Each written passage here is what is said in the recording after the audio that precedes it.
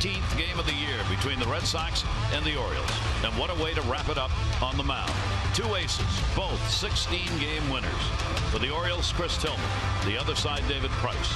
This one matters a whole lot because the Red Sox are after a sweep.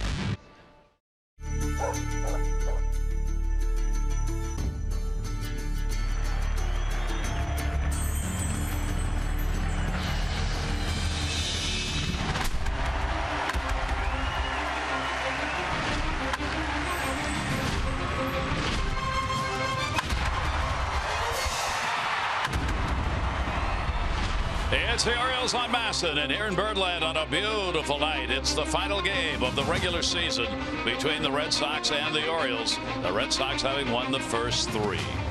The division lead extended to where the Red Sox are in pretty good shape. For the Orioles, the race for the wild card now is what they're looking at primarily, and that is a very tight situation. Sometimes we talk about how quickly things can change in baseball. Hi, everybody. I'm Gary Thorne, and welcome here at Camden Yards tonight. A vitally important ball game for the Orioles as we are down to the final 10 of the regular season. Starting this month, look at what the standings were, and look at what they are now. We talk about things changing in baseball. This is a very short period of time.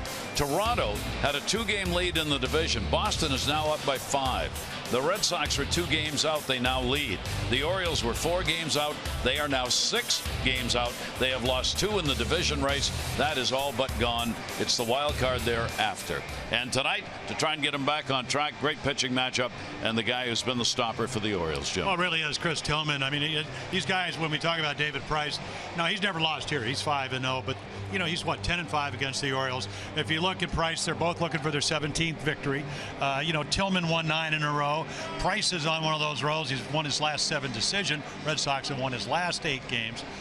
And you know, at the end of the day, I mean, ideally you would like the Orioles would have won one of these, and then boy, this would have really been one of those classic September you know, pitching duels. But you know, it's pretty even, and when it's pretty even, what you need to do is get the little extra edge, and that's kind of what it's all about. So we had to go to the Gary Thorne figurine that could get the Orioles over the top tonight. I'm certainly hoping that. That's Roman architecture from way back, much like myself, actually. Had Michelangelo design that for me, and then we sent it overseas, and it was built in Cambodia. All right, when we come back, Red Sox, Orioles, and a couple of bobbleheads.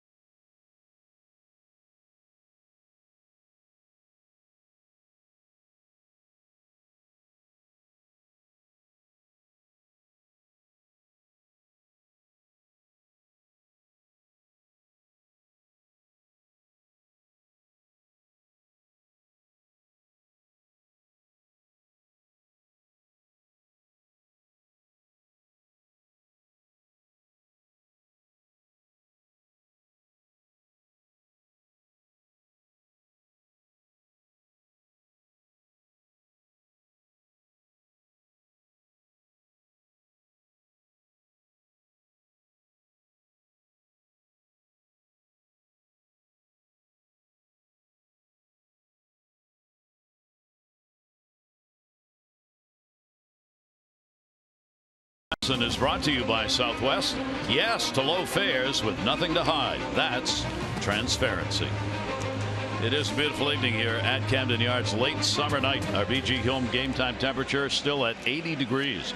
BGE Home, Baltimore's home team for heating, cooling, plumbing, and electrical. Why would you call anyone else? And the starting lineup for the Red Sox: Pedroia, Holt. Betts is going to bat third. Ortiz, Ramirez, Shaw, Bradley Jr., Leone, Benintendi. It's been a different lineup all 4 games with some moving parts.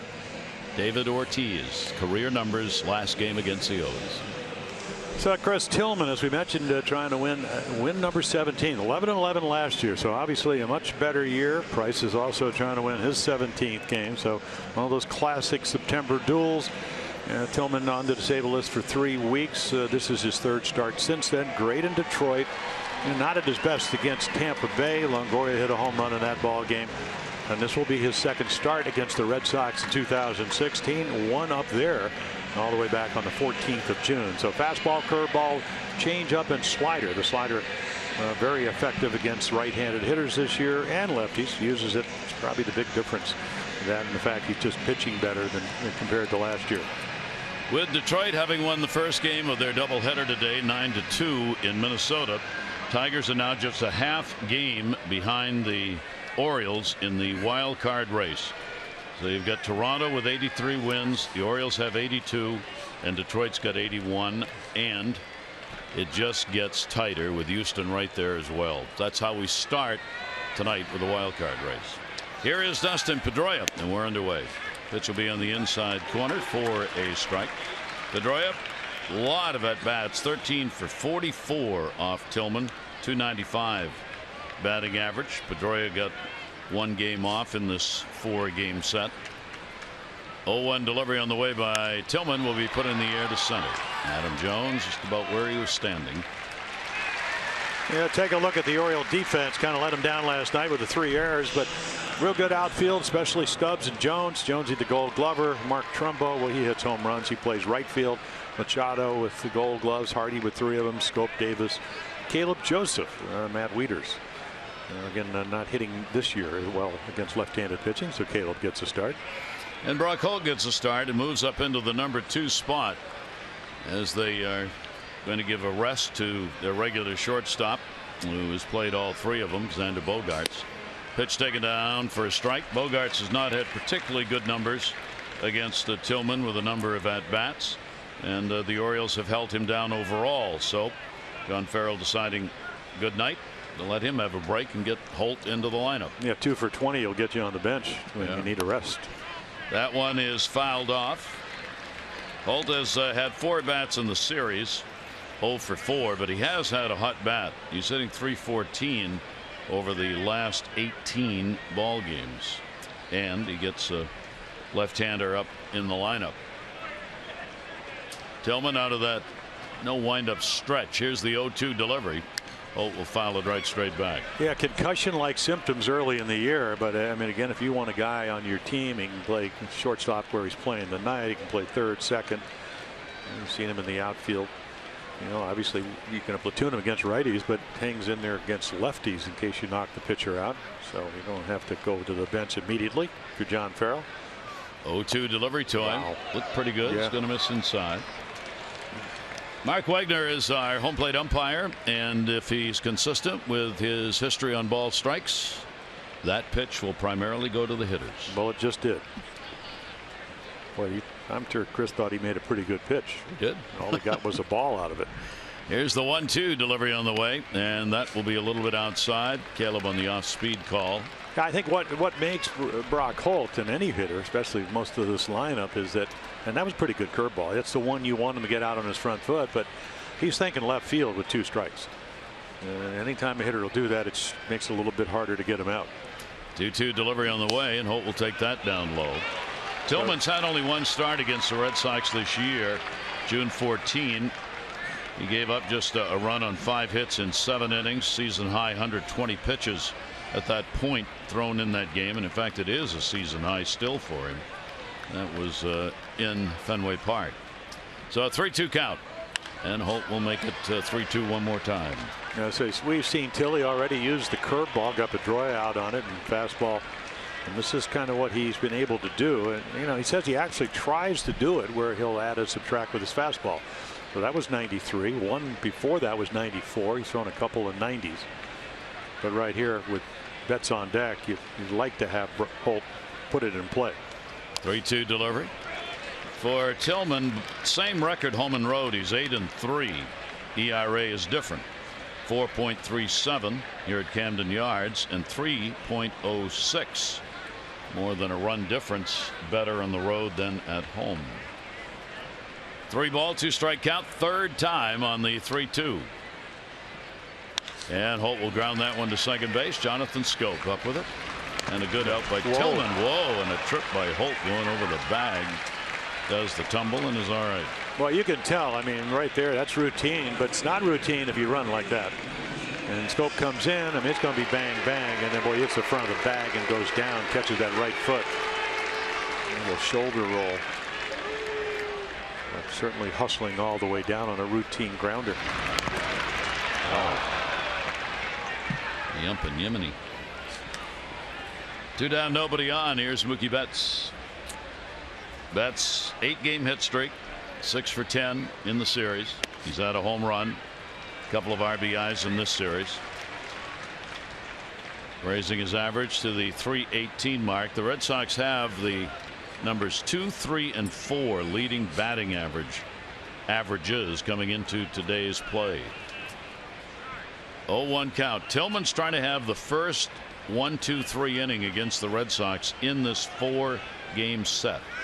Red Sox have had somebody on in the 3 previous games of this series, and you see Tillman first inning with the 13 earned. 0-1 pitch, and he got that one by him and well located. Yeah, nice little slider.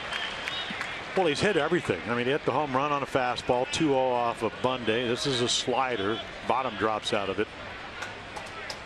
But with, he hadn't struck out in the last 8 games. And that's when the average has even gone up. 0-2 delivery on the way, and that'll be inside. PEDROIA is second in the league to Altuve in average. Altuve is .338. PEDROIA is .322. Betts is .318, and Ortiz is .318. Just part of this big power offense, and there is Ortiz waiting on deck. Betts 1 ball, 2 strike count. Tillman will miss outside. Betts has continued his streak on the road, 34 consecutive games which he has reached base on the road. Longest active streak in the majors, and it's not a fluke. No. He's hitting .333 during that streak. 2 ball, 2 strike delivery on the way, and that ball's going to add to it.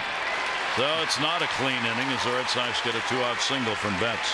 That's his 204th hit, and I was reading a little blurb where Michael Coleman, one of his minor league teammates coming up, texted him. He said, "You're getting close."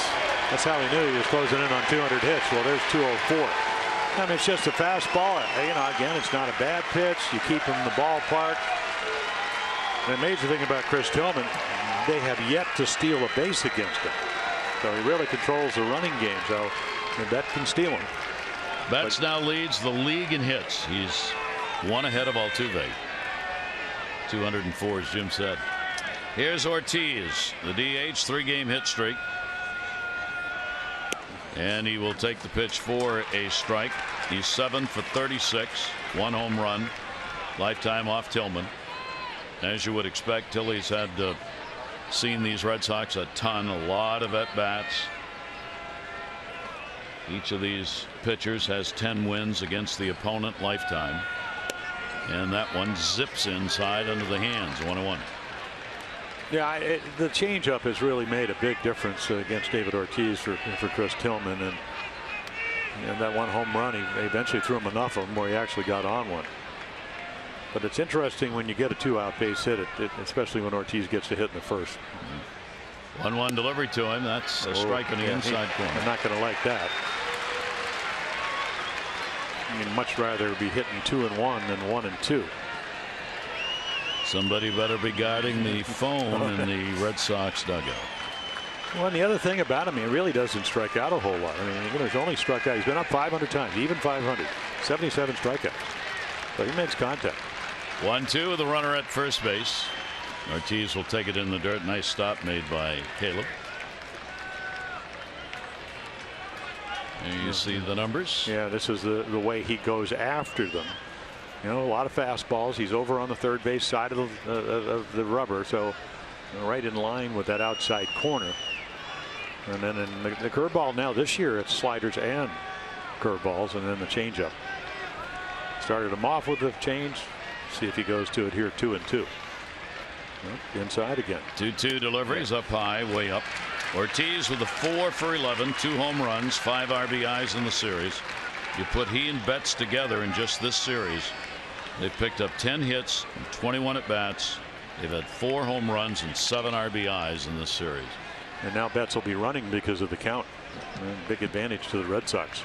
3-ball, 2-strike count, 2 down, shift on, and with 2 away. Schoop way out there in right field. 3-2 delivery. That'll be down the line. Souvenir foul. For those who may have missed the ceremonies before the game, Orioles did present a check for $10,000 for David's foundation and for children, and also the phone that he tore up a couple of years ago in the dugout with his bat. He just literally banged the heck out of it. Adam came up, presented it to him. That's the actual broken phone from 2 years ago. A lot of glue to put that back together. 3-2 runner goes, and he walked it. Yeah, tried to backdoor a slider. So got ahead and then pitched carefully around the perimeter of the strike zone. And like we said, he doesn't strike out a lot. That's his 76th walk. So the on base percentage over 40% of the time. So the Red Sox will get a scoring chance here in the first inning after a couple of what looked like pretty easy and quick outs. Red Sox refused to go quietly. And Ramirez, who did not play in the ball game last night, 0 for 6 off Tillman. He's 3-0-2 with runners in scoring position. Yeah, had a little shoulder, I guess the back of his left shoulder, so they gave him a night off, but red hot. And Ramirez will take the pitch for a strike at the knee. I mean, 9 home runs, what? It's beginning to write down the list. 9 home runs in September. He's hitting over 350. He's hit 12 home runs in his last 23 games. The Red Sox, of course, 14-5 in the month of September. They've been on quite a run, and he's helped them do that. Red Sox 5 for 23 with runners in scoring position in this series. Still lead the majors as a team in this department, hitting .287. Ramirez takes it down low. 1 ball, 1 strike count. So Tillman having to work early hard. John Farrell's team 5 games up on Toronto, starting the day in the division. Like Showalter's team 6 games out of the division and a half game up for the second wild card spot. 1 ball, 1 strike count. Ramirez will take it again at the knees. 1-2. Well, they make you work. I mean, Betts is a perfect example. What took him 7 hits, pitches to get a base hit, and then, you know, Big Papi saw 7 pitches. So all of a sudden, it looks like he has pretty good command, pretty good stuff, and already he's thrown 26 pitches. Ramirez is one of those players who, in the series on the year, is hitting only .216, but has picked up 9 RBIs. A couple of home runs this year against the Orioles. 1-2, runners off first and second. Ramirez will go the other way. See, that might be a ball, Gary, right there. That, you know, before September, I mean, again, this run where the last 23 games he's hit 12 home runs. I mean, he's a totally different hitter. I mean, this is, hey, strike 3 outside third of the plate, good 93-mile-per-hour fastball, and you know, when you're hot, you may not hit it, but you foul it off, and then you get to try again. They've certainly done plenty of that in this 4-game set, fouling off good pitches, keeping at bats alive. The entire Red Sox team. 1-2. Delivery again, and that one slips and ends up high. Leaving the count up 2 balls, 2 strikes. Yeah, and the other thing is that when we're talking about the Red Sox, when you force a guy that looks like he has pretty good command and stuff to throw 27 pitches, you get to, well, actually 28 now, get to see everything. it's not really the way you want to do it. You'd like to get him out as quickly as you can and maybe use some of your pitches when you get in trouble. It looked like he was going to. Yeah. A couple of quick outs and Betts. He had 2 outs on 11 pitches. Yep. Ortiz a walk. 2 balls, 2 strikes. Betts and Ortiz the base runners. Tillman's 2-2. Ramirez lifts it high down the line. Stubbs coming over and just runs out of room. Half dozen rows back. Yeah, and I think Caleb Joseph didn't like that. That was a changeup, and he stayed back, and he's locked in. You know, the average for Hanley Ramirez is almost to 300, 292. And again, I mean, you know, he waltzed into the 3rd week of August with 16 home runs. He now has 28. And they'll wait Joseph out there going over what they want to throw here to Tillman. That's a 2-inning pitch count for 2 outs in the 1st inning. And you don't get the feeling he's struggling. No, I mean, except like you are, only because of who's at the plate. Yep. I mean, in this ballpark, the way the ball carries, the dimensions, you know, with a guy like Ramirez or Ortiz, Bettis, you're 1 swing away from giving up a 3-run home run, and they've hit 2 of those in this series. 2 ball, 2 strike delivery again, and Ramirez up the middle. He's got a base hit. Mookie Betts is going to come around to score. Ortiz will stop at second, and they have done it again. Red Sox get on the board first, and they have the 1-0 lead. Ramirez the RBI. Yeah, you know, you throw him a good fastball, he fouls it off down the right field line. You throw him a good changeup, he pulls it foul down the left field line. And then you throw him a slider. And again, I mean, this is, you know, again, if it's on the left side of Chris Tillman, he catches it. You could see him try to backhand it, but just falling off a little bit, not much, allows him to hit it hard and find a hole up the middle. Hanley Ramirez continues to write an incredible season, and especially the second half. That's 108 runs batted in by Ramirez. He is tied now with Mookie Betts for 4th in the league. Ortiz, the team leader, 121. Travis Shaw fouls it away. Shaw with the series in which he's been in and out, 1 for 4 in the only game he has played in. Starting, he's had a 1 for 8 overall in the series, and he too has had a hot bat. 281 over the last 16 games for Shaw. And another one that just gets away. Second one we've seen like that, just slip.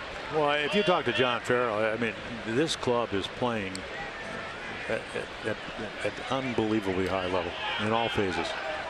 I don't know if you could ask for anything more. I mean, nothing. No. That's how good they've been playing. And it really started July 1st. They've been outstanding. 1 ball, 1 strike delivery by Tillman. That one will be fouled away. I mean, Chris is going to all I mean, the stops are out here in the 1st, just trying to keep it at 1 run. I mean, you know, cutters and sliders and curveballs and changeups, and it gives you an idea why they're the best offensive team in baseball. They can take a guy that's gifted with good stuff and good command, and they can do a number on you. 33 pitches. Delivery on the way, and that one's going to be fouled back. Now, the only good news, if you get a base hit here and they play Shaw pretty, especially in center field, pretty shallow, much more so than Jackie Bradley Jr. will do, it's hard to score Ortiz from second base with a base hit unless it's up the gap. He just doesn't run that well. He's only had a couple of at bats off Tillman, 1 for 2. 1-2 delivery to him, and a swing and a miss on a good pitch down. So Tillman out of the inning, but not without a run scoring. A run on a couple of hits with 2 left on. Orioles lineup coming up.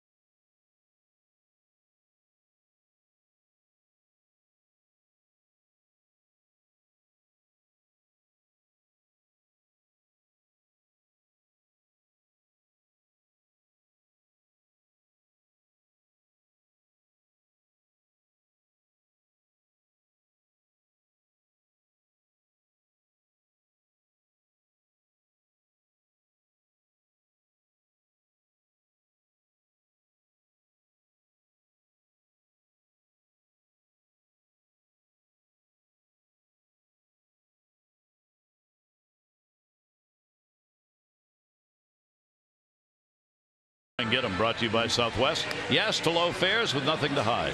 That's transparency. Jones, Davis, Machado, Trumbo, Mancini, Scope, Hardy, Stubbs, and Joseph. JJ last 12. The hottest bat in the Oriole lineup. And you kind of need that against David Price. He's on a roll. A lot of fastballs, 2-seamers, 4-seam. Average about 93, maybe 93.5 miles per hour. You can see the numbers. Again, as he does every year, over 200 innings, over 200 strikeouts at 217. I think that's what they gave him. That was his contract for 7 years. So low numbers. Does throw home runs. Started slow, and over his last 8 decisions, the Red Sox have won them all. He's 7-0. He will work to Adam Jones, 254 hitter against him. 2 for 11, a home run, 2 RBIs in this series. And Adam will take the pitch for a strike. Orioles, of course, trying to find a way to get some runs on the board. They just have not been there for the Orioles, especially in this particular series. Last 5 games, they have not been able to get above 2. They have scored in those 5 games a couple of runs 3 times, 1 run once. They've hit just 186. Well, you talked about what, 11 straight games now with 10 hits or less, or not even 10, or less than 10 hits. It's worse than initially said. Got to go back to 2014, the last time Orioles team had that number of 11 games without 10 hits in one of them. Well, popped up right at the mound. Price wants it. Gets out of the way wisely, and Shaw takes it. Well, a lot of change-ups in the game as you take a look at the defense. And it's a good one. Benintendi, the big 3-run home run right out of University of Arkansas 2 years ago. Bradley Jr., 12 assists. Betts with 13. I mean, plus like 30 in the zone rating out of right field. Shaw, Holt, Pedroia, Ramirez, who's played well at first. Pedroia's won some Gold Gloves, and Sandaleon. Batting average going down, but John Farrell very pleased the way he's called the game, so he's back in there. Chris Davis back in that number 2 spot, as he's been a couple of times in this series. He's had the good numbers off Price, 290 with a couple of home runs. It's a 9 for 31 off David Price. Yeah, well, he had a change up into Utah Street on the 17th of August here, and then he hit a fastball over the Green Monster up in Fenway. He'll foul that one off. Here's one of the long balls off David. Yeah, there you go. That's a changeup, and boy, he smokes it. Sails over the flag court. And then here's the one at Fenway Park. Now, that would have been nice, except that the Red Sox got Price 12 runs that night. So he was just going, well, what do they say? The price of doing business? I heard that term before. The price is right. No. Down the other way. Nope, not going to have legs on this one. Benintendi over, and he'll make the catch. Had a long way to go. Stayed with it. Yeah, playing deep. And then, of course, he made the great catch at Tampa Bay, and then had to go on the DL because he sprained his knee. So when he maybe a little allergic to walls, I don't blame him.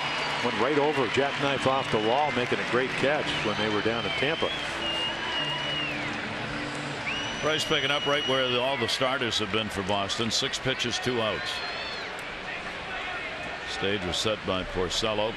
He continually was using 4 to 5 pitches to get the first 2 outs of an inning 5 times in his start. 2 down here, Manny Machado. Manny hitless in the series. He is 0 for 10. He's not had a hit in his last 11 at bats. And the pitch to him, strike. He's had a couple of dingers off David Price. Yeah, a little pesky pole home run down the right field line at Fenway. It's nice numbers, 8 for 31, and there's another one. The last series, 3 home runs out of 30 at bats.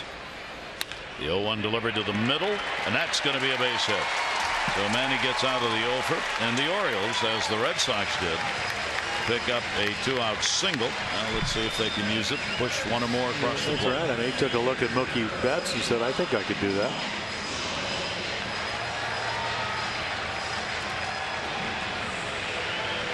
And that gets the big guy to the plate, who hits David Price well. Mark Trumbo again in right field. A couple of hits. The 12 at bats in this series. but does have that big .290 average against Price with 2 home runs. That's 9 for 21 off the left-hander. 2 down, runner on at first base. Price a little look over and inside.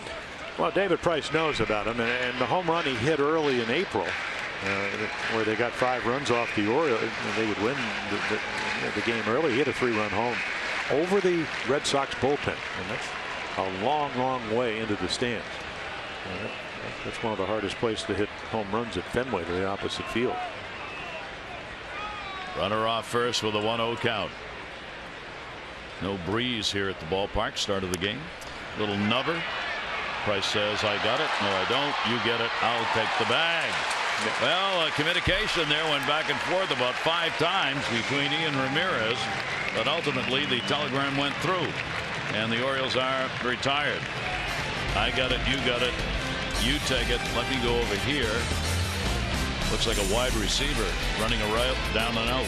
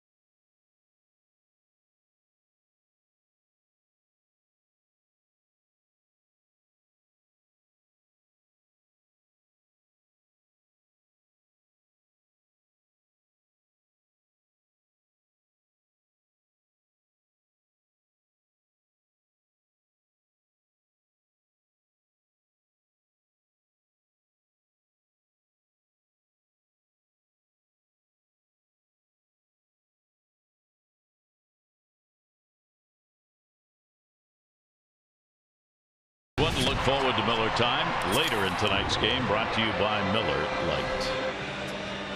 Well, the difference in an inning. Chris Tillman threw 35 pitches, giving up a run on 2 hits and a walk. David Price threw 10 pitches and faced 4, 1 single.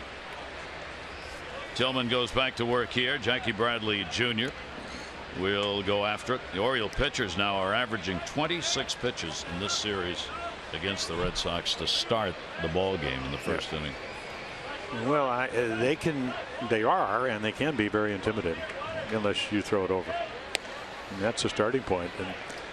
But to Chris's credit, number one, he didn't want to throw 33 pitches, and he only held them to 1 run. Yep. And that's not easy to do. But you really got to trust your stuff. Think you're going to make your pitches, and right there. I mean, the target's down and in, and he misses by about 18 inches. So you can't have an off night against the Red Sox and pitch well. It's just, I can't imagine that happening. They're playing at such a high level offensively, and they can hit home runs, they can steal bases, they get on base. 2-1. That's going to go down the line. Jackie Bradley Jr. with real good speed. It's going to roll into that well. Can't find it. This is going to be for 3 at least. Where's the ball? They get it in, throw over. Not in time. A leadoff triple for Jackie Bradley Jr. So I keep saying every time he hits a home run, he's hit 26. Not a bad deal for a defensive specialist. But this is about the count. You got to throw a strike.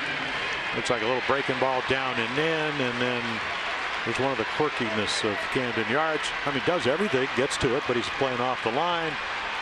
And there's the throw, and then the hold the tag just in case he comes off the bag, and he almost does, but keeps that left hand on it. Leads the team with the 7-3 baggers, and the Orioles are going to draw the infield in. With Sandy León up, nobody out. León's in a funk. 0 for 12 in this series, and 0 for his last 17. Infield in, no one out. León gets a base hit and an RBI. He breaks the 0-for right when the Red Sox needed him to. Bradley will score, and the Red Sox have a 2-0 lead. Yeah, I think it was a fastball, but it was only 89. So if you're coming in, boy, you better get it in. And again, you know, the good hitters, the ones that are hitting hot, they have a pretty good idea of what they want to do. And if you're looking fastball and you get it, which it looks like, you see the target, and now I guess it's maybe it's a slider. Anyway, it's very hittable. León picking up the RBI. Well, maybe they get his bat going again. León's got 35 runs batted in. Well, he was what, 2 for, now he's what, 3 for 29, but he was 2 for 28. And John Farrell said very simply, I still think he's done such a great job. I can understand. I mean, he's hitting way over what his lifetime has been. Career year for him. Yeah. Benintendi had the big home run the other night. I mean, he played 4 years. Excuse me, Gary. 4 years in the big leagues, and what, he got 235 at bats. He was hitting 187. So he gets to play because of injuries and so on, and takes advantage of it, to his credit. Benintendi with a 2-0 count. 6-game hit streak, batting 9th. He'll foul that one off Caleb Joseph. Ouch on that one. Take a look at our PNC inside the numbers. We were talking about the first innings for starters in this series for the Orioles. And all the games ended up with the Red Sox actually having, what, 5 runs, 5 runs, 5 runs, which is lower. It came in at 6.65 for the month of September. That's over 19 games. So actually, it was starting, I guess, would have been what, 14 games. 2-1 delivery on the way. Benintendi fights that one off. Well, that's what he does. Yeah. 2-2. How many times did he do that a couple of nights ago? You know, you think you make a good pitch, he just flicks it foul. During the 6-game hit streak, he's gone 7 for 20 with a home run and 3 RBIs. Made his debut on August 2nd, 14 months after being drafted. Talk about a quick trip. That's a bullet train to the big leagues. 2-2 delivery, and Tillman will get that one by him for his second strikeout. Yeah, nice two-seam fastball that runs away from the bat head. And even though he misses the target again by about a foot or so, but right on the corner. That's your Mercedes pitch track presented by Mercedes-Benz, the best or nothing. But Chris Tillman trying to get this game under control. You know who you're pitching against, and you know how well Price has been pitching. PEDROIA flied out to center field his first time up, takes the pitch. Orioles are trying to avoid being swept here at home in a 4-game series. For the first time since last August, the Twins did it. Orioles were last swept at home by the Red Sox in a 4-game series, 2002. 0-1 count. On at first base, León, who got the RBI. PEDROIA will drive it high in the air to right. Trumbo backs up, carries pretty well, right instead of warning track. Second out, back to first base goes León. Now the push for the postseason, it is on in earnest. You can get your postseason ticket priority by placing a deposit on 2017 season plans. Just go to Orioles.com/postseason. Take a look at full or partial plans. Must be done by Monday to guarantee access. That's Orioles.com/postseason. Holt grounded out his first time up. Brock Holt getting the start at short with Bogarts out. 2 away, 1 on. And the pitch will be taken down low for a ball. Red Sox come in with a 7-game win streak. They have now outscored opponents 42-23 during this 7-game streak. The bullpen has been spectacular for them. Buck Showalter's team has suffered as a result of all those positives here in the first 3 games. Taken for a strike, 1-1. Well, if they win tonight, I mean, it's a long way to the barn, but they will have beaten the Yankees and the Orioles at crunch time 8 straight games. So what, they won 1 against the Yankees where they didn't trail, and the other ones were 5-0, 5-2, and 4-0. Came back and won them all. Yeah, they're doing all this against division teams, which is why there's been such a transfer in the standings. We've always called these the 2-for-1 games, and that's exactly what they are. Well, it's not just a win. It is a win for you, but that loss on the other side, it's doubly damaging to the team that loses and doubly helpful to the winner. So Boston, after Toronto had led September 1, now leads Toronto by 5. 2-1 delivery on the way, and that ball to center field. Jones over on a base hit on a hop. So Holt is on, down to second base. Leone 2 on and 1 down. Another good pitch to hit. It's just a little bit of a slider that hangs in the middle of the plate, and Holt does what he does. Pings it into center for the big guys. Gets on for Bet. So Mookie Betts coming up with all those big numbers, and he'll put in the record book this year against the Orioles. Coming in, hitting .411, 9 home runs, 21 RBIs against the Orioles this season. He's hitting .529 in this ballpark, 8 homers and 15 RBIs at Camden Yards. Pitch to him will be a bouncer. He's also among the leaders with runners in scoring position in the league, 7th at .353. Yeah, he said, you know, I mean, we go to other cities and I try to do the same thing I've done against the Orioles on the road. He's hitting really well on the road, but the home runs come here. That left field wall is made for Mookie Betts. So in all the other at bats, and he came in with what, 325 at bats on the road. He's hit 9 home runs, but here, in limited at bats, he's hit 8. Yeah, that 7-foot wall is friendly. Yes. Distance wise, height wise. 1-1 delivery on the way, and Betts strong enough to hit those line drives. More line drives than fly balls that go out. Well, he just drives the ball, and you know, he shoots it. We've seen him, you know, if you hang a breaking ball, he'll take the single to center. We've seen him hit line drives between first and second. Saw him hit the home run on a 2-0 pitch. Look for his pitch. Drove it off of Bundy in the first game. 2 ball, 1 strike count. Runners off first and second base. And tell you just how impressive that number is. To have the last player to have 9 home runs at a visitor's ballpark was Willie Mays. And you got to go all the way back to 1955. He did it at Ebbets Field. And the major league record is 10. Harry Heilman holds that. Shibe Park in Philadelphia, 1922. 3-1 pitch to him, and the bases are loaded. Well, Tillman just does not. You know, I thought he had good stuff, but the command's been off. And if Dave Wallace is going to come out, you know, again, you know, coming off the arm injury, pitched well against the Tigers, surprisingly well, and was able to win a game where the Orioles would win 3-1. Struggled with his command, maybe the stuff against Tampa Bay, and tonight, you know, initially I said, okay, pretty good velocity. We saw 94, we saw 90. But I just look where the glove is, and all night long he's been missing the glove, and that's not a good idea to do against the Red Sox. Dave Wallace drawing a little time for Vance Worley, who gets up to throw in the bullpen. The Orioles starters are in a struggle mode, and a word today that Kevin Gausman will not make the start on Sunday. They're going to move that rotation around again. Gausman will pitch either Tuesday or Wednesday if all goes well. So Kevin's going to get extra rest. Dylan Bundy will start on Sunday in his stead, just shuffling the rotation. Well, here's a big moment. 0 for 7 with the bases loaded this year, but he's got 11 career long balls, grand slams. Pitch, breaking ball will be in there for a strike. He drew a walk his first time up. Well, David, I think you're wrong here. I mean, Mark Wagner hasn't been generous to the pitchers, at least especially Tillman tonight, but that's just a curveball. It's where it goes over the plate, reference to your knees. So again, not where you catch it. And you know, the 12-6 curveball goes straight down.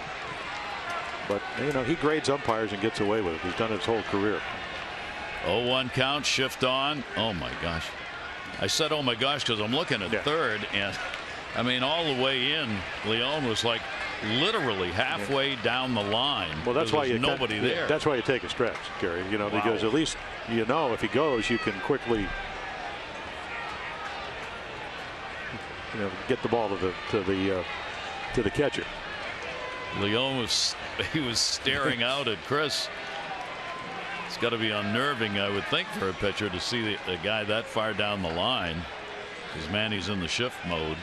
1-1 delivery on the way. Ortiz will take the pitch up high.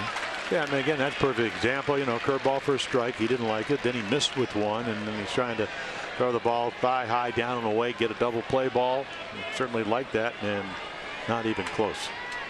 Well, we've seen a lot of those pitches that have gotten away from him. And then I just kind of watch where the glove is. You know, normally if wherever Caleb Joseph, especially with the fastball, puts the glove, it's going to be in that territory. 2-ball, 1-strike delivery. Sacks full. Ortiz takes it away, and Tillman just looks down in disgust at himself. No place to put him. 3-1. Well, you're trying to hit the corners and you're not doing it. I mean, this is, you know, the famous Davey Johnson, you know, the variable chance deviation where he ran into McNally and said, hey, if you're not hitting the corners, throw it for the middle. Maybe it'll go to the corner. But that's tough to do against an Ortiz-like hitter. 3-ball, 1-strike count. Tillman the long hold. Ortiz going for the grand salami. Will foul tip it. 3-2. Yeah, he takes a big cut on a slider and misses it.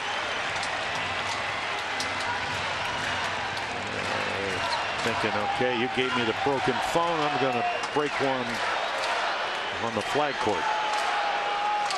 First game Tillman pitched against Boston. They were 0 for 5 with runners in scoring position. They were already 2 for 3 in this one. 3-2 count, 2 down, bases loaded. Delivery. Ground ball to first. That'll be foul. We'll do it again. Again, Tillman 1 pitch away from being able to get out of the inning, allowing only 1. Ubaldo Jimenez, starter last night for the Orioles, went through a number of these innings where the Red Sox were threatening, and he was able to work out of it. But the 6th inning, it imploded with the error in a 5 unearned run inning. 3 balls, 2 strikes coming again. Runners second and first go. Ortiz takes it. No, bases loaded walk. 3-0.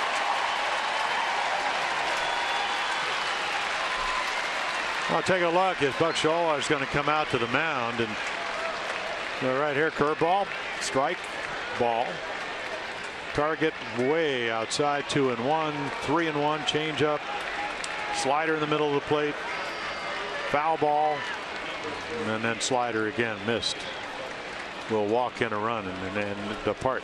Questions will remain about Tillman's health after this one.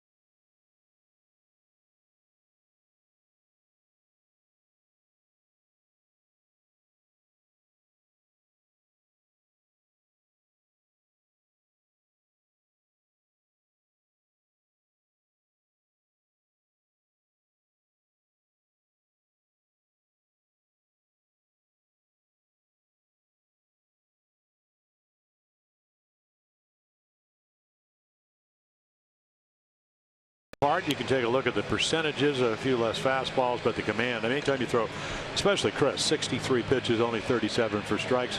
You hope it's not a health issue. But again, you know, they get their hits. Ramirez got the clutch hit in the first. Vance Worley will come on, and actually, you know, the last time that Price pitched against the Orioles, he did get him 12 runs, and Vance Worley pitched in that ball games after Miley gave up 6 in an inning and a third. So he comes in. He's done a nice job. Obviously no room for error with the bases loaded against a very tough hitter and HANLEY Ramirez already with an RBI. Ramirez, the base hit in the first inning, driving one in. Game 5 for Worley against the Red Sox. Pitch on the way to Ramirez will be in there for a strike. Worley has given up 5 runs on 8 hits in 8 innings. Worked against the Red Sox this year. This is the 5th game he's pitched in against them. Well, they know him. I mean, he's going to throw a lot of cut fastballs and hope the ball sinks. Occasional, and I mean occasional slow curveball. But it's about movement for Vance. Velocity 89 to 92. Way outside. Caleb Joseph wanted it out there to chase. He wouldn't do it. And a 1-ball, 1-strike count. Well, the Red Sox rotation, the Orioles rotation rather, obviously is really having some problems over the last half-dozen games. ERA is way up. Question about how Tillman is. Gosman coming out with what they hope is not an intercostal strain. That's a bloop to first base, and Worley gets out of it. Handled. Ramirez retired. 8 to the plate. Red Sox get a couple of big runs, and they're on top 3-0.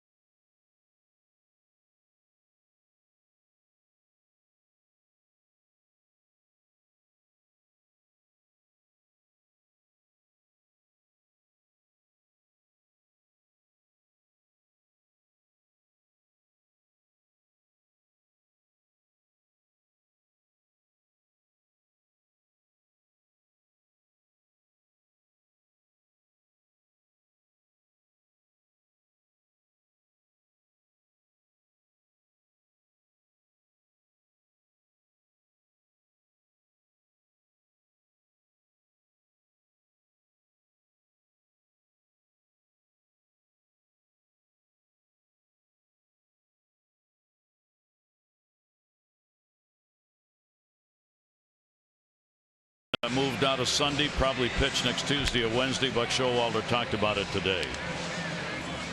Goss has a little he felt it a little bit of a start of an intercostal, and we think we caught it in time, but we'll see how it manages. But we just don't think it's smart to have him pitch on Sunday.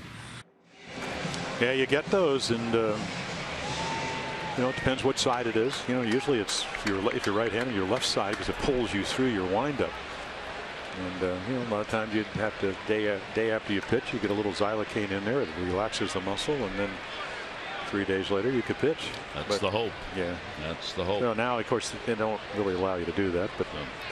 Kind of knew the team doctor in Washington, so you drive over, but it allowed you to get back out there. As your attorney, I advise you to remain silent on that issue. Well, no, I think George Russell's passed away, and boy, was he great with a needle. But that's how you pitched every 4th day. You had to do that, and now they're much more productive, but they also have better ways of actually taking care of those kind of things. The laser machines, the training, especially with the Orioles. All trainers are good, but Richie Van Sells does a terrific job along with. Trey Mancini will foul it off. Mancini, of course, the big night, second at bat, major leagues, home run. Big celebration went on, joining a rather short list of those who have hit a home run for their first hit or in just their second at bat. He was brought up, of course, from AAA because of his power. Boom Boom Mancini. That's where the nickname comes from. And to go against left-handers, he's had outstanding minor league career numbers against left-handers. 0-2 count on him. David Price, longtime sitting watching, will be fouled away. Who is Boom Boom Mancini, you might ask? This is Boom Boom Mancini. He was a tremendous boxer. He was aggressive. He was toe-to-toe. And that's why he ended up in fights looking like that more often than not, even when he won. Yeah, I remember I don't know, maybe lightweight, 12 to 15 rounds of just toe-to-toe. 0-2 delivery towards the middle. In front of it, Holt by a step gets him. Yeah, and even the at bat that TREY had last night against their closer, Craig Kimbrel, he had a line drive to right field. Nice approach. I just told him you got to look around in the big leagues. Let's see where those guys play. And because I will take note of that. And then he gets David Price. Yeah. One down here in the second inning. Jonathan Schoop. Jonathan's got a 3-game hit streak. He is 4 for 17. 1 long ball off David Price. And he'll take the pitch for a strike. Now again, a little cutter, didn't quite get it in. And of course, this is also, I mean, this is earlier in the year. He would pitch well in that game, and then the last game he would, give up the home run to Chris Davis, but he had a 12-run lead, or at least a 6 to 7 run lead. High heater up that he went after. He didn't like where he threw it, but it certainly was effective. I think he was trying to go down in a way. 279 average at home for Jonathan here this season. With that stretch coming to an end, Diamondbacks will be coming in for the final games of the Orioles home schedule for the weekend. Big bounder off the front of the plate foul. Yeah, and you get they give Paul Goldschmidt, who hadn't hit a home run in since maybe 21 games. They give him a night off, and now he's hit 3 in the last 2 games. So he'll bring the Diamondbacks into Baltimore. Yvonne Gallardo will go against Shelby Miller. Arizona's all hits, no pitch. We'll see if that stays true. 0-2 count on Jonathan Schoop.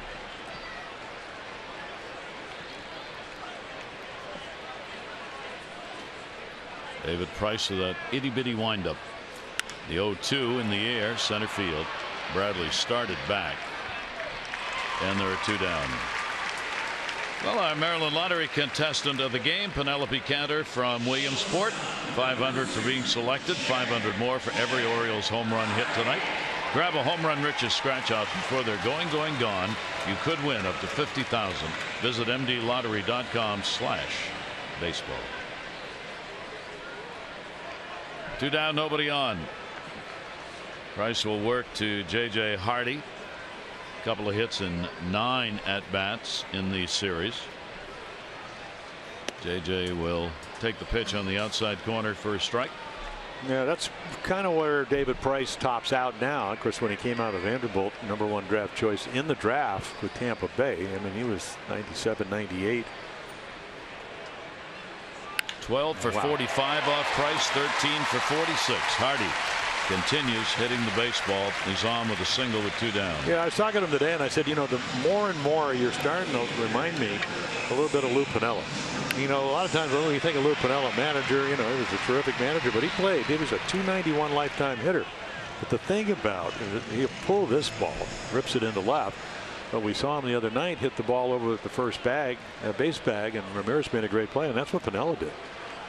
He didn't know where he was going to hit it, and JJ, the average is up this year, and that's what he's done to be successful. Orioles get their second hit. Drew Stubbs getting a start in left field in this game. For Stubbs, his 3rd start there since joining the Orioles. He gets a start since he is 4 for 11 lifetime off David Price. He has not played here in this series. Against the Red Sox on the year, 3 for 13. 7 games played against them this season. 0-1, 2 down. Ramirez holding Hardy at first, and a little jam pitch in, misses 1-1. Well, that's a cutter at 89. So he'll go from 93 with the fastball, 4-seam, 2-seam, and he's got a change up. And if you look at the average, he's got a curveball at 80. The changeup is probably 85, so he's changing speed. But when he's pitching well, and he has over his last 8 starts, not too many pitches in the middle of the plate. Stubbs down the line. That's going to be just foul. Well, easily, and I mean easily, could have been a double. Stubbs can run. Again, it just curves. You can see it slice, and just about 8 inches. Over that streak David Price has, he's 7-0 in his last 8. 2 wins have come against the Orioles. August 17, September 12. His ERA in those 8 starts, 2.73. Opponents have hit 204. 204 against him in that 8-game span. And you can see Scherzer's on that roll.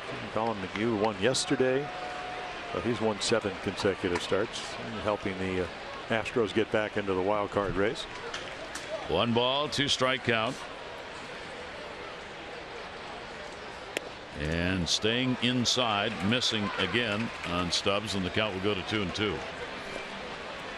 Drew, of course, picked up on waivers as the Orioles look to help out in the departments that they were going to need help in. Left-handed pitching was one of those. Getting a bat in the lineup to go against left-handers. Someone with good numbers historically against lefties. Another claimed off waivers from Texas on the 31st of August. 2-2 delivery on the way to him, and a breaking ball will miss. Full count. Well, he's always been a guy that can, I mean, he can steal bases. He stole 31 year, 41 year, high strikeout. That's kind of been the one thing, I guess. If you look at him offensively, he's had years where he's hit home runs. He can steal bases. Good defensive player. But with Joey Rickard and also Pierce having the flexor tendon problems, you needed a right-handed bat. 3-2. He'll step out. Another thing on the pitching count, Orioles Aquino, the left-hander Jason Aquino, is not available. Like Showalter saying before the ball game, not specifying why. 3-2 delivery, and will just miss outside. So the walk is the first off Price. Yeah, and he didn't walk a whole lot of guys. He hadn't walked a guy in his last 3 starts. So that is the last thing he wanted to do with a 3-0 lead. Caleb Joseph will come up 2-1. Still looking for the elusive RBI. And the Orioles just looking for elusive RBIs.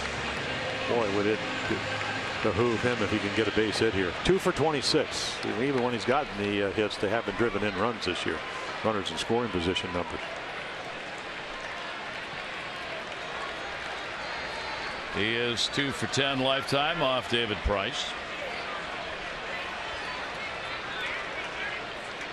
2 down and 2 on. Potential tying run at the plate in Caleb Joseph.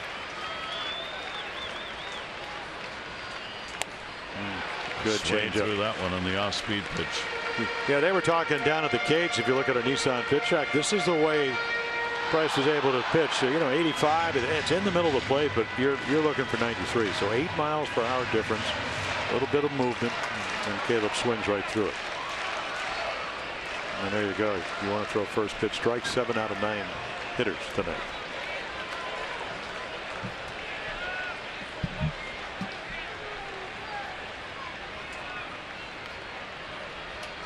The 0-1 delivery to him, fouled off, so Price comes right back and gets strikes, and it's 0-2.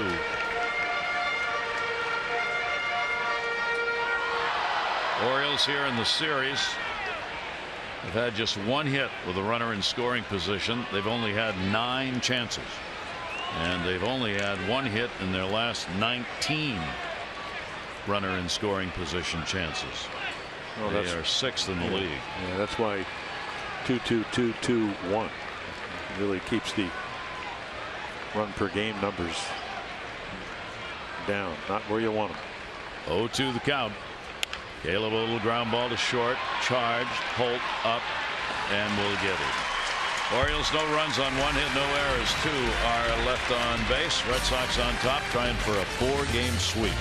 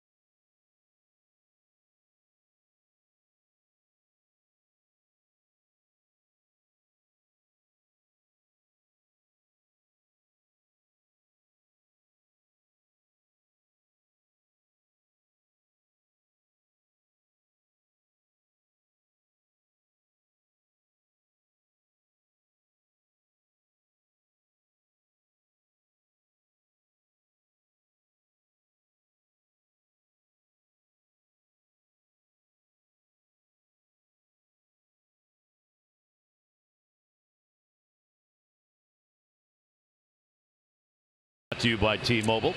In our Major League Notebook on the East Winds page, the Blue Jays are off today. They will be at home against the Yankees. Series will start tomorrow.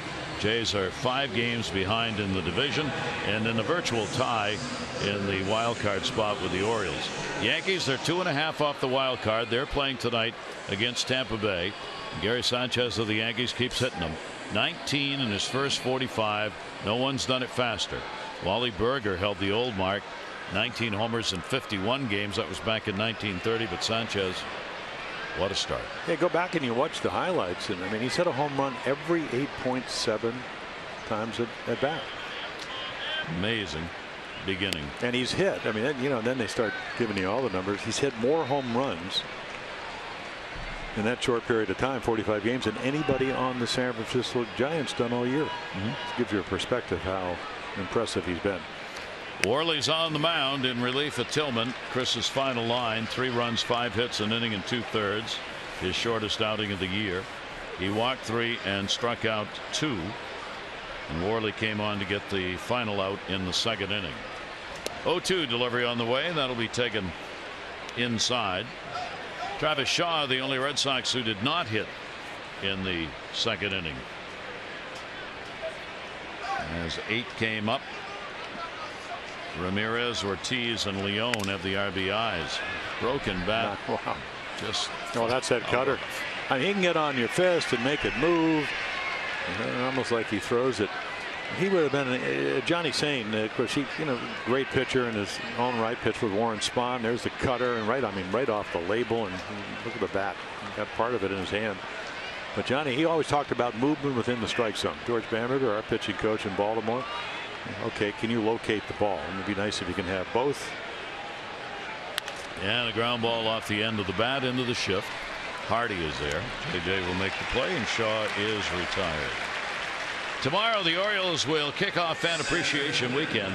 Final fireworks night presented by Johns Hopkins Advantage MD. All fans attending that 7:05 game tomorrow night are going to receive the Young-Soo Kim Orioles t-shirt. Celebrate final weekend regular season here starting tomorrow night. Tickets at Orioles.com. All the players had the t-shirt on during batting practice today. Take it inside. Jackie Bradley Jr. led off the 2nd inning with a triple, would score. Leone brought him home with a base hit. 1-0 count. Jackie Bradley Jr. now 5 for 12 in this 4-game set. Pitch on the inside corner from Vance Worley. Yeah. I can imagine if you're a young pitcher, I'd want to play catch with Vance Worley only because I want to see how you can manipulate a ball, holding it differently, and make it move. Pitch will be high and away. He's not had an official at bat against Worley in his career. Yankees, Tampa Bay underway. Tampa Bay up early, 1-0.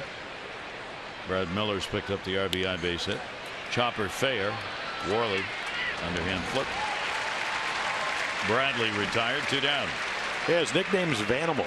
We were in Texas, and I think it's some autograph guys outside the hotel going, Vanimal, Vanimal, we need your autograph. Hey, nickname.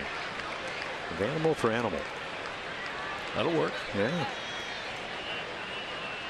Vanimal and Bam Bam. New Saturday morning show for the kids. 2 down, nobody on. Sandy Leone, a base hit and an RBI.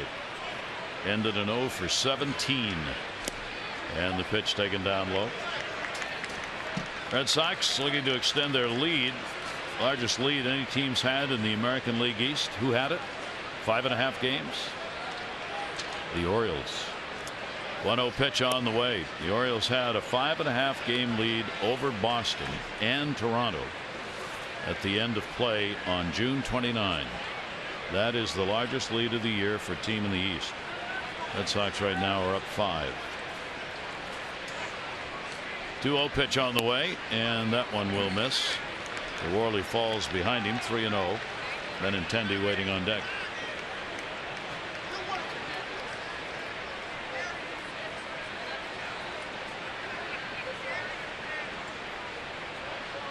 Here's the 3-0 delivery taken. It was a strike, trying to get a walk out of him. 3 walks surrendered by Chris Tillman in his start tonight. Ironically, in just 2 innings, none of the 3 scored. Here's the 3-1 pitch by Worley, and he will walk in. Yeah, he thought he might have gotten the corner. Tight strike zone. Mark Wegner. That's a 2-out walk here in the 3rd inning for Leon. You get Benintendi to the plate.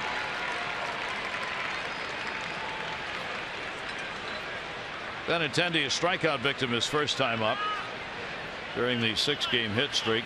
He's gone 7 for 21. Season high for him. Of course, he's only been here for a month and a half. Foul ball, piece of Caleb Joseph. He's all right. 0-1.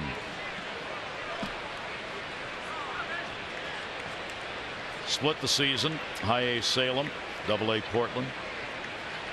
There's Brad Brock over there, who delivered that pitch that Benintendi launched for his 2nd major league home run, and a 3 RBI shot at that. That one's going to get away. Leon will get down to second base. Yeah, that's a ball that Caleb be the first guy to tell you got to keep that ball in front of you. Leon's not running, and if you shovel it in front, not easy, but he just turns the glove and keep it up in front, but it goes off the side of the glove and then really off the checks protector, and how you get the extra base hit. And this is how the Red Sox do stuff. You know, you get a guy without any speed, you take advantage of it, you get the good secondary lead, and now if you get a base hit, you're up by 4. Pitch will be fouled away, Benintendi. So Worley will be charged with a wild pitch that moved the runner up, just a couple that he has thrown this year. But it does put that runner in scoring position. And the young man at the plate has taken advantage of the few opportunities he's had, going 7 for 16.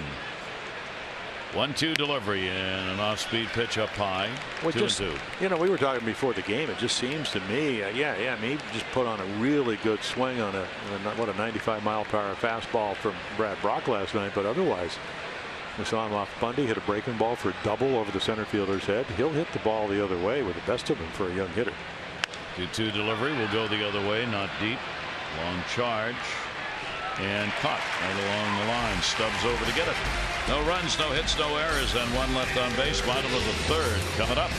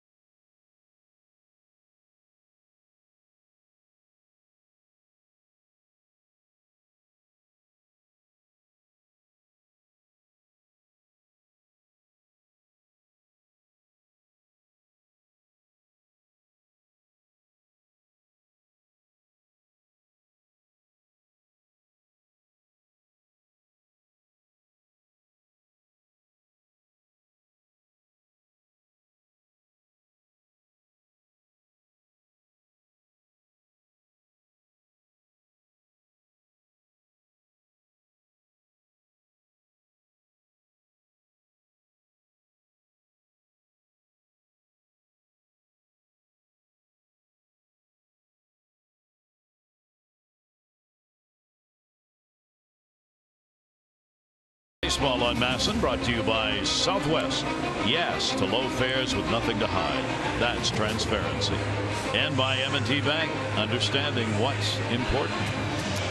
Barry Thorne, Jim Palmer here at Camden Yards. The Orioles 2-5 on this current homestand. They have now gone 47-30 here at home. Month of September, though, they are 4-6 at home in September. They've not been able to take advantage of the home field as they have virtually all year. Adam Jones will lead it off. 3 runs, 5 hits for the Red Sox. No runs, 2 hits for the Orioles. 6 have been left on by Boston, 3 by the O's. Adam popped out his first time up. David Price showed him bunt, got Shaw charging in, took it for a ball. Yeah, Adam, the last couple of days out early hitting, and well, it's a great idea if you do it on the first pitch because Shaw will respect it. I mean, and it's not above him. I mean, you know he wants to hit 30 home runs, but he also wants to get on base because that's Adam understands. The Orioles are hungry for runs. Yeah. Foul back. Well, take a look at our Maryland Live Casino Inside the Numbers. Well, let's see. Cal's in the Hall of Fame. Paul Merrow had Hall of Fame numbers, but you know, shouldn't have pointed the finger at Congress. And then Eddie Murray, one of 4 players with 3,000 hits and over 500 home runs. Paul Merrow, one of those, but so how about Aaron and Mays? It's a pretty selective company. That'll work. Yeah. 1-1. Showed bunt again. Takes it up high. He had Shaw moving back at third base. I'm not sure if he'll come in, but he'll probably come in a couple of steps. Keep him guessing. I think it looks like he's over at Dustin Pedroia. What do I, Captain? What do I do? Where do I play? So he's in a couple of steps. Makes it easier if you hit it by him. That's the whole idea. 2-ball, 1-strike delivery from Price. That'll be ripped down the line and foul. Adam getting in front of that one. Adam has had a good September overall, hitting over 270, but last 10 games only a .171. He's had 7 hits in his last 39 at bats, 1 home run, 2 RBIs in the last 10. It's like Showalter was talking about before the game today. So we've had times this year where we've had everybody hitting at the same time, and it's been marvelous. You said right now? Yeah, June. It's a struggle. 6.6 runs a game in the month of June. 2-2 breaking ball off the end of the bat. Pedroia will gobble and get the out. But you get an idea of what Price can do. You know, and again, you know, he's won his last 7 decisions, but he throws a cutter in, and what does Adam do? He rips it down the left field line, and then he comes back with a pitch, hits it sharply, but he's got a good defense. And Pedroia reacts nicely, and pretty routine 4-3. It's a pretty good at bat, but just talk about why the offense is down. The pitching against them has been very, very good. Yep. Both these teams tried to line up what they felt was their best rotation to go against one another. That ball into the shift and just off the glove of Pedroia. If only his father's genes had had a ½ an inch more somewhere in the lifespan of their family, he would have caught that. Well, how about elevator spikes? Or that. Yeah. Davis on with a single. Yeah, a little top spin, so you can see how deep he is. He's right here, and he's going to go over there, and yeah, just off the top of the glove. Either that or use a bigger glove. But second basemen don't do that. Certainly has a chance. And so a base hit for Chris. Yeah, Chris Davis is happy about that. So Davis on with a 1-out single. Orioles get their 3rd hit, all singles. Here's Manny Machado. He picked up a base hit his first time up. Manny's average now at an even 300 on the year. Manny got out of an 0 for 11 with that single he picked up in the first inning, and the pitch is in there for a strike. Manny continues to lead the Orioles number of categories, including his 180 hits, which is best for the O's. All important run category. He scored 102 times, more than any other Oriole, and is in the top 10 in that department too. 1-1.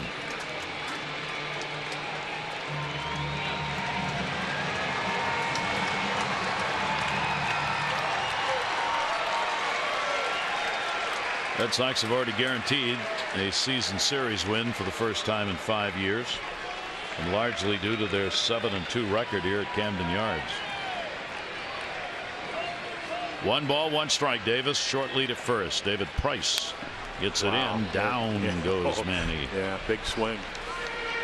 Hittable pitch. Not on the corner, out over the plate. His strength. And he's going to air it out. Take a look, but straight back. He too would like to hit 4 more home runs to get to 40, but I don't know of too many hitters that have ever told me that you hit home runs trying to hit them. You just try to have solid at bats, and when you're big and strong, whether you're Chris Davis or Manny, especially in this park, ball flies. 1 ball, 2 strike count. And Manny will take the pitch inside. At 92 from Price. 2 ball, 2 strike count. Yeah, in this 7-game winning streak, David Price has got 9-8, and then he wins 3-0 down in Tampa. 7-15, 5-12. So he pitches well. They tons of runs. And that does make it easier. He's never lost here. 5-0. Yeah. ERA 3.05. Part of his 10-5 mark against the Orioles. Asked for the signs again from Sandy Leon.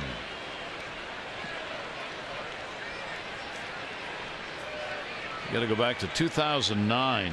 Last time the Red Sox won 8 games here at Camden Yards. 2 ball, 2 strike delivery on the way, and came in with it. Stayed off. 3-2. Well, the Orioles have had the potential tying run to the plate once. Trying to do it again here in the 3rd inning. Trumbo on deck. 3-2, 1 out. Chris Davis a base hit on it first.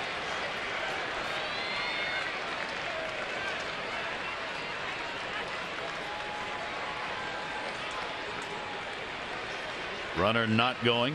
Manny, a looper. That's going to fall in. Yeah, really Davis good will stop at second, and the Orioles have 2 on and 1 down. Yeah, Bradley Jr. Jackie really plays deep. He wouldn't have caught that ball anyway, but there's the controlled swing that John Poolbaugh, the Orioles hitting instructor, would like to see. This is 3-2. He's got to throw you a strike because he's got a 3-0 lead. He goes down and covers the outside corner. What does that make it tough to pitch? Really nice approach. So the Orioles get their RBI leader to the plate after the Machado base hit and the Davis single. 2 on, only 1 out. Trumbo's got 102 RBIs, 6th in the league. Encarnacion's the leader with 123. Now the Orioles looking for a big blow just to try and get this offense on track and some momentum going against Price. Trumbo grounded out his first time up. Well, he's saying, I wonder if he's going to pitch me like he did in Boston. A lot of changeup, and that's what he did. And then he got it right on the end of the bat and hit the little grounder. Yeah, I mean, ideally, you'd like a 3-run home run. Take a single here. Just, have a big inning. Trumbo will take the pitch on the inside corner. This is the one in April off Price. And this is the one that he hits over their bullpen. And that's a long, long way. Orioles would go on to win that game, I think 9-6. Mark with all those home runs up there, of course, in total bases. Most importantly, the RBIs he's picked up. 0-1 delivery to him. Oh, right back. Yeah, did he get away with one there? But again, when you throw 93, and he'll take a moment out on the mound because he knows he got a little bit fortunate. Check this swing out. To try to go in, he doesn't get it in. You can almost read the body language of Mark Trumbo saying, had my pitch and missed it. That's above that's about 5 points higher than the league average at 264. Give you an idea of what the benchmark in the American League is this year. 259. Trumbo 290 in these situations for the Orioles. Has an 0-2 count with 1 down. Davis off second base. Machado off first. Price's delivery to him will miss outside. Yeah, I went back and looked at that 292. His career, and this is the second time he's had over 100 RBIs, is 252. So he was way above what he normally does. Good to do in a contract year. Lead the league in home runs. Be in the top 10 in RBIs. Yes. Raise your average and runner in scoring position by 50 points. 1-2 delivery by Price. He got him. Change up, and there it is again. Once you get the 2 strikes, you can wonder all you want, and it's just so tough to hit. He got a fastball to hit, didn't hit it, and then he pulls the string. Really good movement. The ball went from the middle of the plate all the way down and in. This will tell you the whole story right on the corner. So now there are 2 away, and Trey Mancini will stand in. Price came into today 5th in the league in strikeouts, 217. is tied for third in the most hits allowed. The four the Orioles have picked up, he's given up 209 hits. But ERA of 3.91, just out of the top 10, means he's left some people on base. Yeah, especially early in the year. Mancini grounded out his first time up. Trey will take a pitch up high. They got him out on a changeup, hit a ground ball to shortstop. You know, when Price was struggling, you know, Dustin Pedroia said, you know, I faced you all these years. There's something going on with your leg kick. So he made an adjustment, and then all of a sudden started pitching a lot better. On the left, John Farrell, former pitcher, the manager, and then Carl Willis with the goatee. Stubbing out Mancini. If you need to know anything about Notre Dame football, there's the man to go to. As loyal and ardent a Notre Dame football fan as you will find. 1-0 count with 2 down. David Price working with the Orioles, having 2 on. Trying to get on the board. Again, up high, away. Mancini saying, Well, they said over the last 2 years, swing got better, plate discipline got better. What you like to see in a young hitter as he works his way up through the minor leagues. And you know, I pitch against young guys in September, and what you try to do is get ahead of them and then get them to chase. But if they won't chase, or you're not in the strike zone or even close, that's when you can get yourself in trouble. Mancini waiting on a 2-0 delivery, and 85 on it, 2-1. You know, that's the same pitch that Trumbo, a little bit up in the zone, that Mark swung through. Think you might get fastball, and you don't.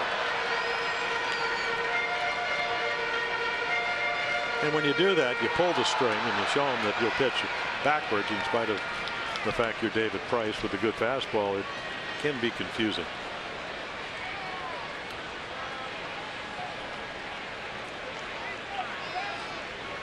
And that will send Leone up. So they want to talk it over here with the potential tying run at the plate. 2-ball, 1-strike count. Mancini with power. The Orioles will 2 on for Mancini with that home run, second major league at bat. He said after the ball game, a special night beyond the home run. My grandfather was a 20-year season ticket holder here for the Orioles. Tuesday he would have been his 79th birthday. It is a big reason why this is special, and part of the reason why my mom was so pumped up out there as we saw her in the stands. There she is again here at the ball game. So a lot of meaning for that home run beyond the obvious. 2-ball, 1-strike delivery on the way, outside corner strike. Just painted that one. 2-2. Well, the other thing, I mean, to me, I look at Trey Mancini, and you know, when you talk about, you know, to other scouts, and they say this is the guy in your minor leagues. It's the best hitter. You know, not that Christian Walker hasn't had some good years, but for a young player learning his craft, this is probably your best minor league hitter. 2-ball, 2-strike count to him. Orioles minor league player of the year 2 years ago, and he got it way back left field. Oh, boom, boom, Mancini goes boom, boom again. This ball game is tied on a 3-run homer. Well, how about that?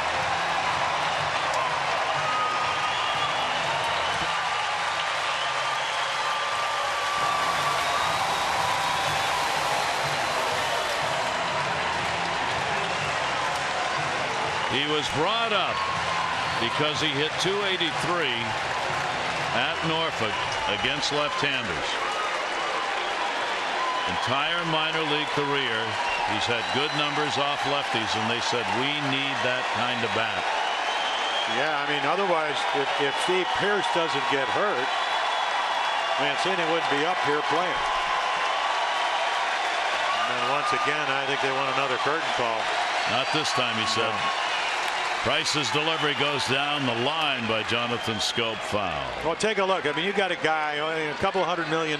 He throws him another changeup. This time he doesn't get it where he wanted to. Second time in the at bat, hangs it, and there's a 3-run home run. And Earl Weaver to tie it up. Two down. Pitch will be taken away. Schoop flying out to center field his first time up. You get people like Mancini and Sanchez, some of these young players who get a chance at the end of the year. Doesn't mean they'll have a Hall of Fame career. It doesn't mean they won't. But it certainly adds some excitement to the game. 1-1 delivery is going to get down to third base on the short hop, Shaw. And that will do it. But the Orioles are right back in it. The DH in just his second major league game. Trey Mancini unloads against David Price for his second major league home run and ties it up.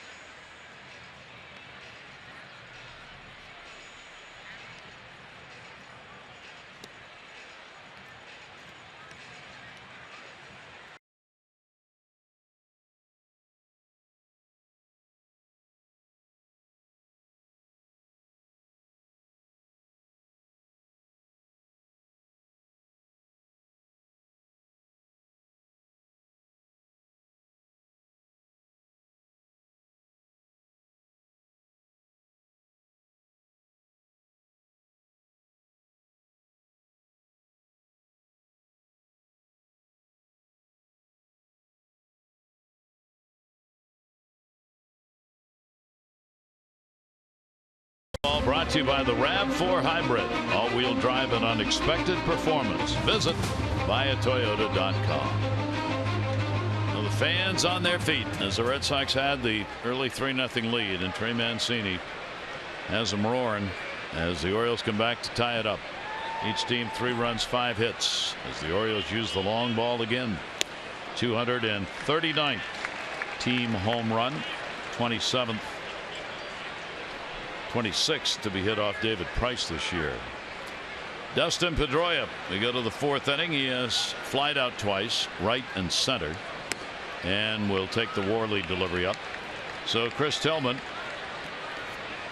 indeed in this one with his inning and 2/3 of work as the Orioles come back in the 3rd inning. Orioles still on that home run pace to equal or perhaps break their mark for homers in a year. Pitch will be taken away. 2-ball, 1-strike count on Pedroia from Worley.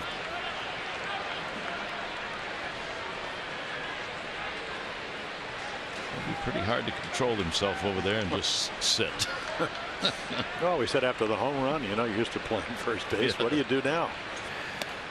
That'll be well. away. Yeah.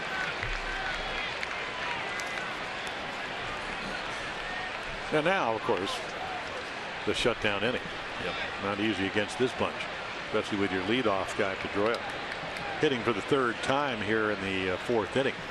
Pedroia's 4 for 14 off Worley, and he went around on that one.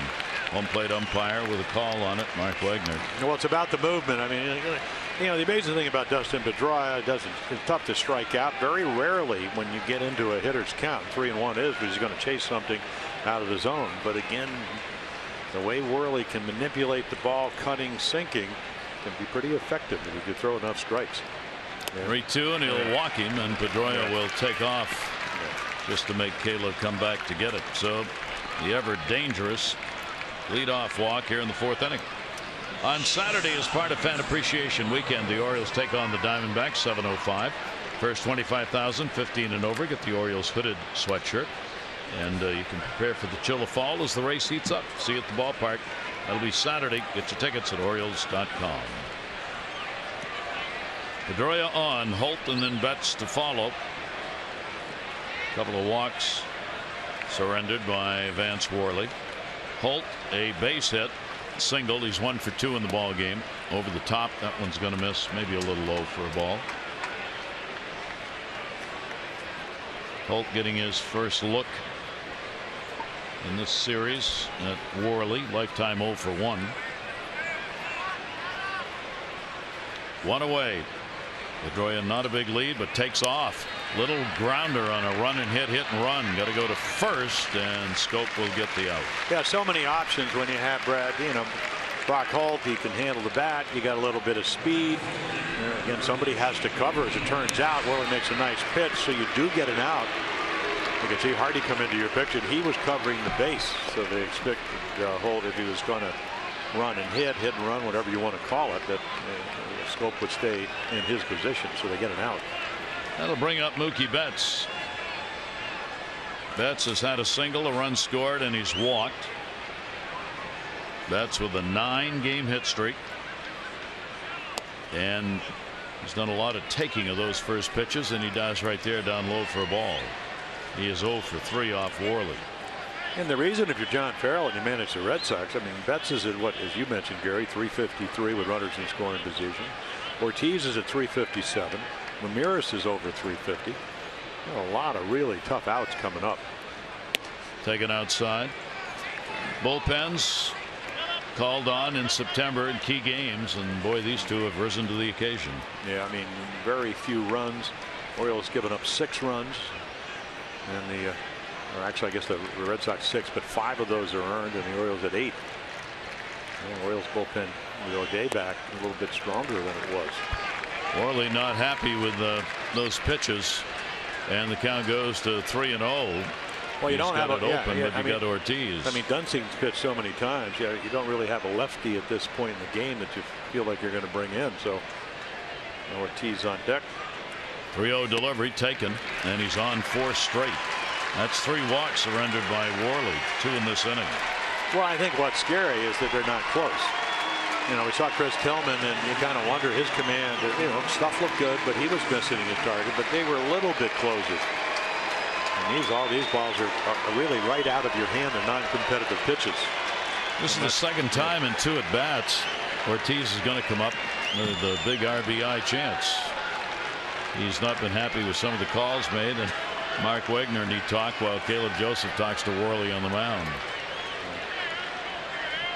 So 2 on here via the free pass. Pedroia is at second.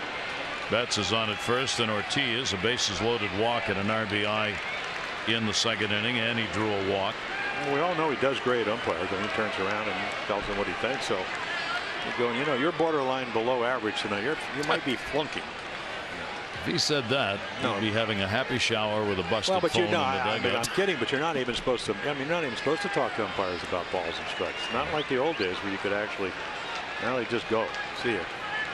The infield will be swung around, of course. It will be at double play depth, though, with 1 away here in the 4th inning. Well, I don't know if Ortiz will get a better pitch to hit than that one. That was 89, pretty much right where that power zone is.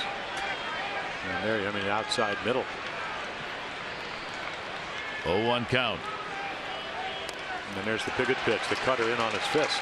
With the RBI he picked up, he's got 177 lifetime RBIs against the Orioles, second only to A-Rod. His 55 home runs are 3rd most, 10th in hits, 3rd in extra base hits, and 10th in runs lifetime for David Ortiz against the Orioles. 0-2 the count. And Ortiz goes down. Unbelievable. I mean, do you see the look he gave him? That's going to get the fans going. 90 miles per hour. Took the first one, cut it in on his fist, and there's the movement. He can't believe it. Take a look. Big swing, vicious cut. Oh, how did that happen? So big out recorded by Worley. That's his first strikeout. Huge. Now he's got Ramirez, an RBI base hit, and he has popped out. 2 down and 2 on. And Ramirez will take the pitch for a ball. See, that's why it's tough to throw strikes. I mean, that's again, I think Vance Worley wanted that pitch.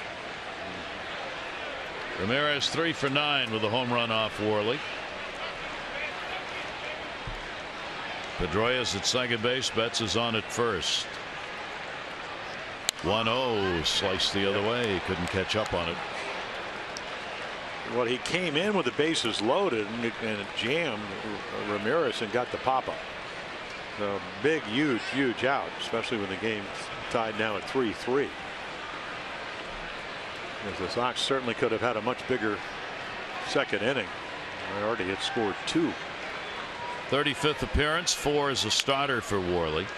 Over the top, that one's fouled off. You get a different look at the release point, which also is troublesome for hitters. Yeah, when he jumps at you, I mean, it's almost like he's kind of, jumping over him. He's going to pull the ball over the front leg and throw the ball downhill. He's a big guy.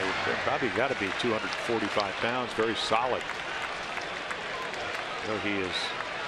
It's just trying to give you movement and in and out and up and down and just try to make you swing at something and make contact, but still get you out.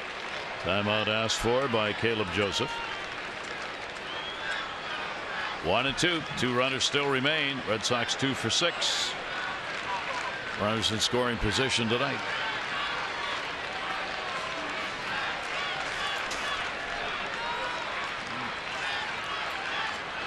One-two delivery on the way and got him on a call. Third strike. That's Worley. 2 Ks. Red Sox lead 2. Tie game.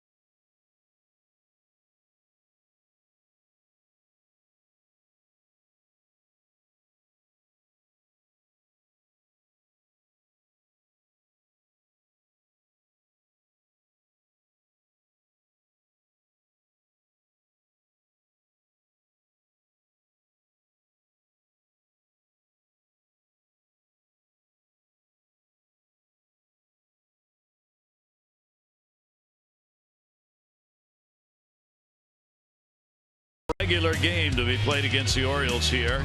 The Orioles had to figure out how do we recognize it. July 27, 2013. Not real happy with what is going on at the plate. Struck out. Had a little comment to be made. See you later. And then when he got over to the dugout, look out! Dustin Pedroia covering his head up and throw him out of the ball game. Pedroia had to settle him down. Watch Dustin go, listen to me. Stop. There's the phone, or what was left of it. Next day they came and replaced it. So the Orioles, as a gift for David Ortiz, how about the old phone and the condition it was in when he was finished with it? Here is J.J. Hardy. Hardy will take the pitch from Price. So earlier today on the field, he came out to be recognized. Adam Jones brought out the telephone, completely destroyed as it was then. And the Orioles made a $10,000 contribution to the World Pediatric Project in Ortiz's name. And the new phone's still in good shape.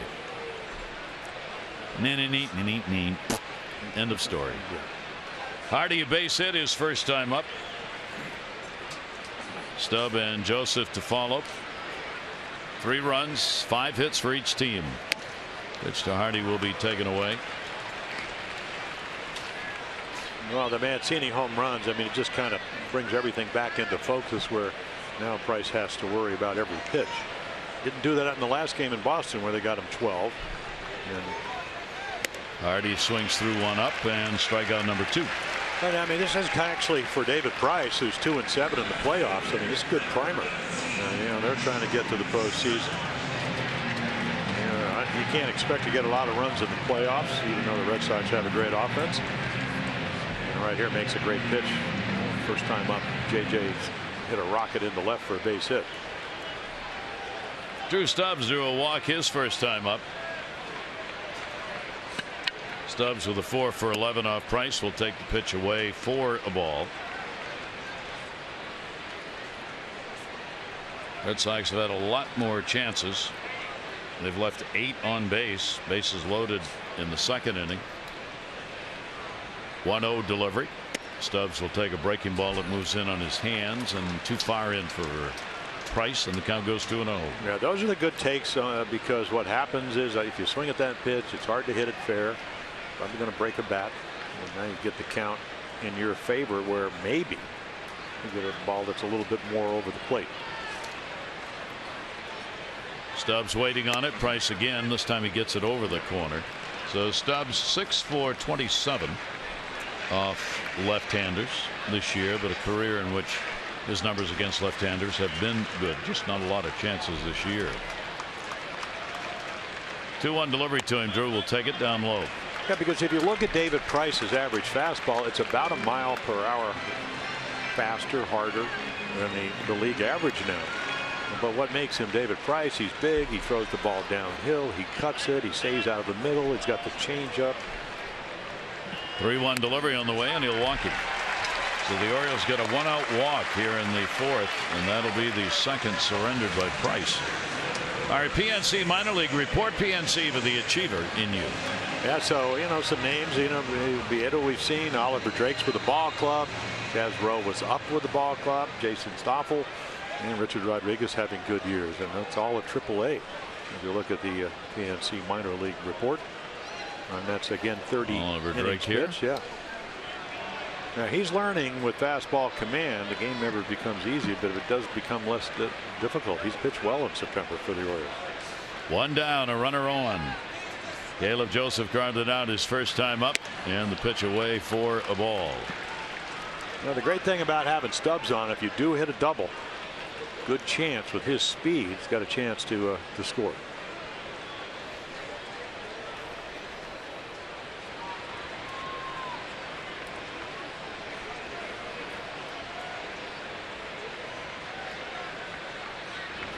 Yeah, I was talking to Drew. I said you had to play other sports. I mean, really, athletic looking guy can really run. I said, yeah, basketball, football, baseball, but I ran track. And he said football made him tougher because you got to play with the big guys, and it teaches to play with pain. That's a good way to put it, I guess. And he said, and I was a sprinter. And he said, the faster I got, the faster I got. He said, running fast made me faster. I said, no, I wouldn't know about that, but. Sounds good to me. Yeah. Joseph after 1 up high and a 1-ball 1-strike count from Price. Detroit won the first game of the doubleheader. They lead the second game in Minnesota 2-0. They are a half game out of a wild card spot. And what, even in the loss column, they were two behind the Orioles in the win. There it is. 1-ball 1-strike delivery on the way. That will be fouled back and out of play. 1-2. The divisions are not the races that I think most people thought they would be. They've really, the Red Sox, in all likelihood, unless they completely fall apart, are going to win the East. Cleveland's going to win the Central, and Texas is going to win the West. Washington's got the East well in hand. The Central, that's Chicago. Cubs have already wrapped it up. And the Dodgers now 6 up on the Giants. The division winners are pretty much there. 1-ball 2-strike count. Long hold. A little quick step gets the strike on the outside corner, and Caleb turns like nope. Well, he hadn't seen a lot of questionable pitches go the Oriole ways tonight. And that ball was outside, and he's saying it went around the corner. Why don't you call it for us? Take a look. It's close, but he would like the Orioles to get some close ones. And just doesn't want it to be one way. 3 strikeouts for Price. Adam Jones has popped out and grounded out. Still over there at first base. Stubbs with speed. He's extended the lead by maybe a half a step. He's got a good lead. That one in the air to left field. Benintendi will come back in for it and puts it away. No runs, no hits, no errors. One left on base. Remains tied 3-3.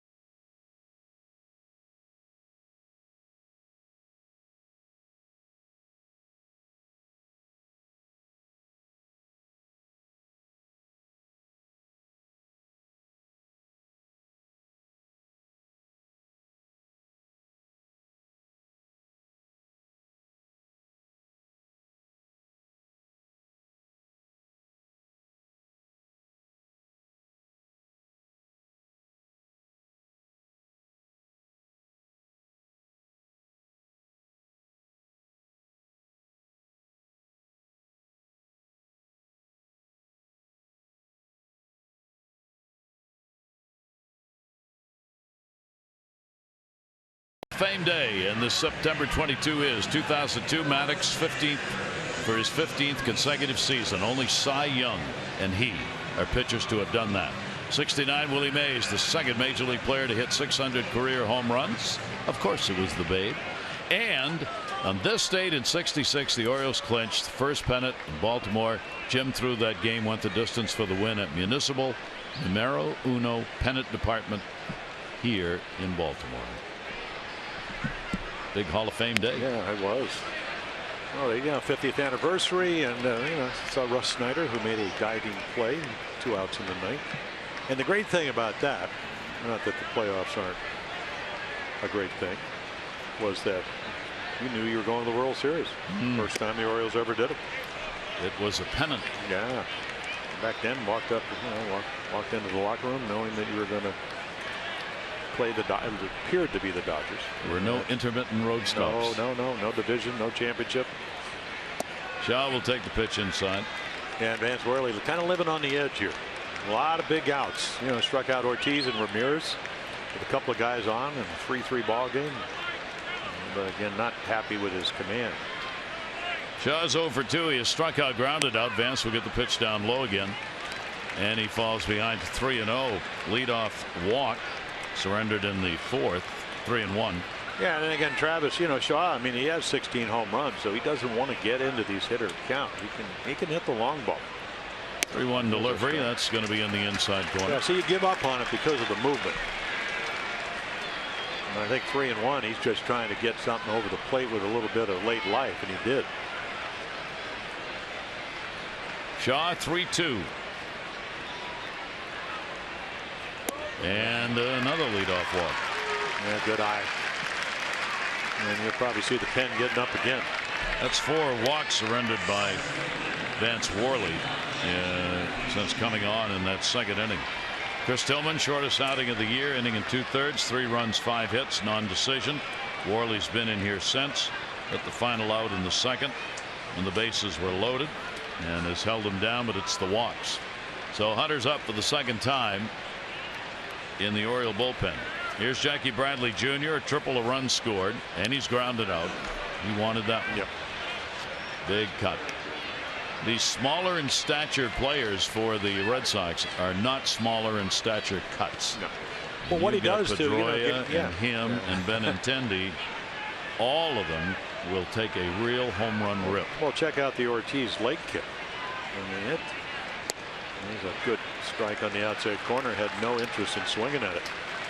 But I just had no idea that he could hit the ball straight away left center like he And then we saw the home run the other night, missile into the right field seats here. So he can get on it. Here's the 0-2 delivery to him, and that's the inside corner, and that's strikeout number 3 for Worley. And into Troy at bat. Yeah, he doesn't like the call. Thought it was inside, kind of where Caleb was saying, okay, you're going to call it on me. Boy, does he catch that ball nicely. Take a look. Ball runs back. Look at the movement. Talked about Greg Maddux. He could do that with the best of them. And even Mark Wagner, the way Caleb froze it and held it to him, he didn't have much choice other than call it. Leone, a base hit, RBI. He's drawn a walk. 1 down, runner on at first base. And that pitch is there for a strike. Good wrap up to this season finale for these two teams against one another. And vitally important game, obviously, more so right now for the Orioles and the Red Sox. Well, let's say, I mean, it's a 4-game swing if they win, and it's only 2 if the Orioles can. You got to win tonight. That's huge. Not to mention the wild card implications. Which you better mention, because for the Orioles, it's probably where it's going to be. 1-1 delivery on the way, and that'll be in the inside corner for a strike. Caleb bounced away, but runner stays at first base. Well, you can tell there's got to be deception. I mean, there's movement, and you can see the double plays out of the 60 opportunities. But you know, Bradley got frozen inside. Leone's thinking about swinging, took 2 balls that he thought was going to be inside and ran back over the plate. And now you're in a count where maybe you can get him to chase.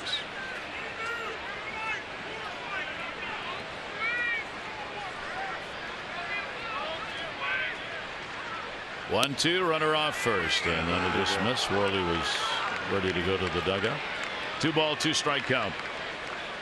Van's trying to get out of the situation here with a runner at first and 1 out. Get that big second out. Benintendi waiting on deck, the left-hander.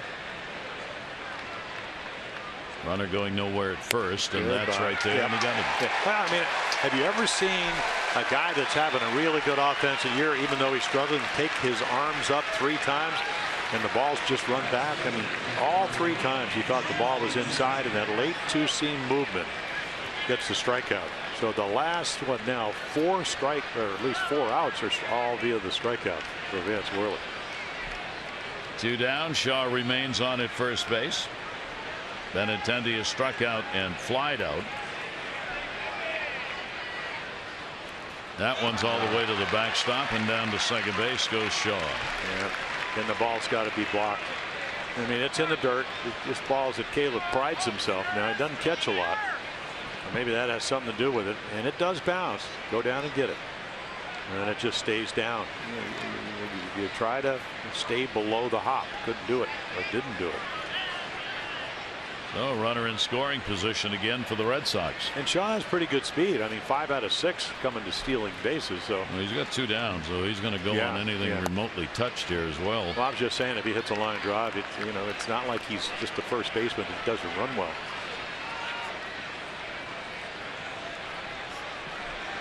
Two for 7 runners in scoring position tonight.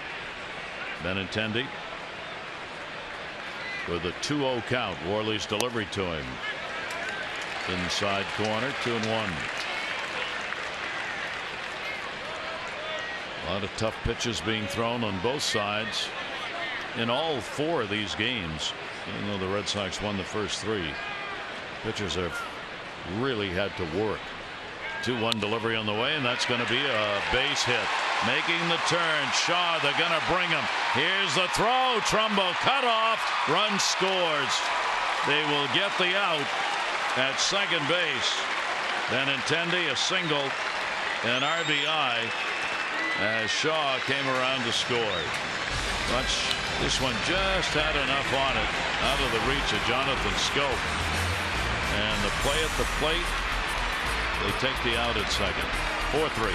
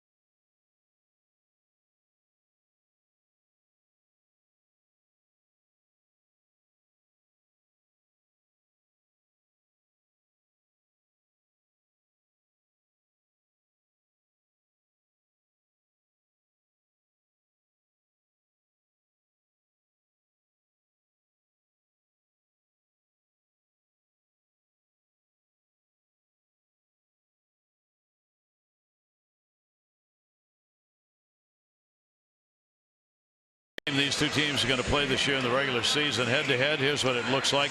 It's been an offensive battle. Red Sox the 2 up in the win column. The batting average, it's hard to believe Orioles have won 8 when you look at that average. It's been a run a game difference here at Camden Yards. This is where the Red Sox have really pumped it. 7-2, way up there in average and runs. The team ERA 4.38 for the Red Sox and 6. So that's why the Red Sox are 7-2 here in this ballpark this year. Orioles down by 1. David Price, pitch fouled back by Chris Davis, base hit, run scored, and fly ball out. Yeah, just tried to serve it and almost did into left field. Extreme shift on, as it always is against Chris Davis. Ramirez got a first inning RBI for Boston. Leon had an RBI and ORTIZ an RBI, bases loaded walk in the second. That ball on a broken bat to right. Betts is there. Davis is retired. Well, let's take a look at the schedule. My One Automotive brings it to you. They offer 20 convenient locations throughout the Baltimore area. Visit them in store or online at myone.com. Arizona interleague play. It'll be the last of the home games for the Orioles in the regular season. Well, the advantage, I mean, I'm sure people are going to gripe about having to play interleague in September, late in the year. At least you're doing it in your home park, so you don't lose your DH. Yeah, you made a great point about the Diamondbacks, all about the hitting and not the pitching. ERA, my last look, 5.85 the last 3 months, each month. So as Aaron Hill said, who got traded over, he said, I thought they'd be better. So did they. Yeah. Well, no, I mean, yeah. In the air to center, and Bradley Jr. puts the Manny Machado fly ball away. 2 down.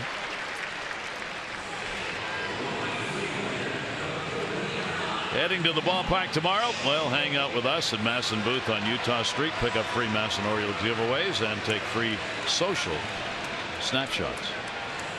We'll see you tomorrow on Utah Street. Mike Trumbo, 2 down, nobody on. Trumbo is struck out and grounded out. Gallardo against Shelby Miller, game 1. Wade Miley against Robbie Ray, game 2 against Arizona. And Bundy against Shipley, game 3. Play made, and that will do it. A 1-2-3 inning for David Price. That is the first clean inning that he has had in the ball game. 5 pitches to get the 3 outs. Did he get him out?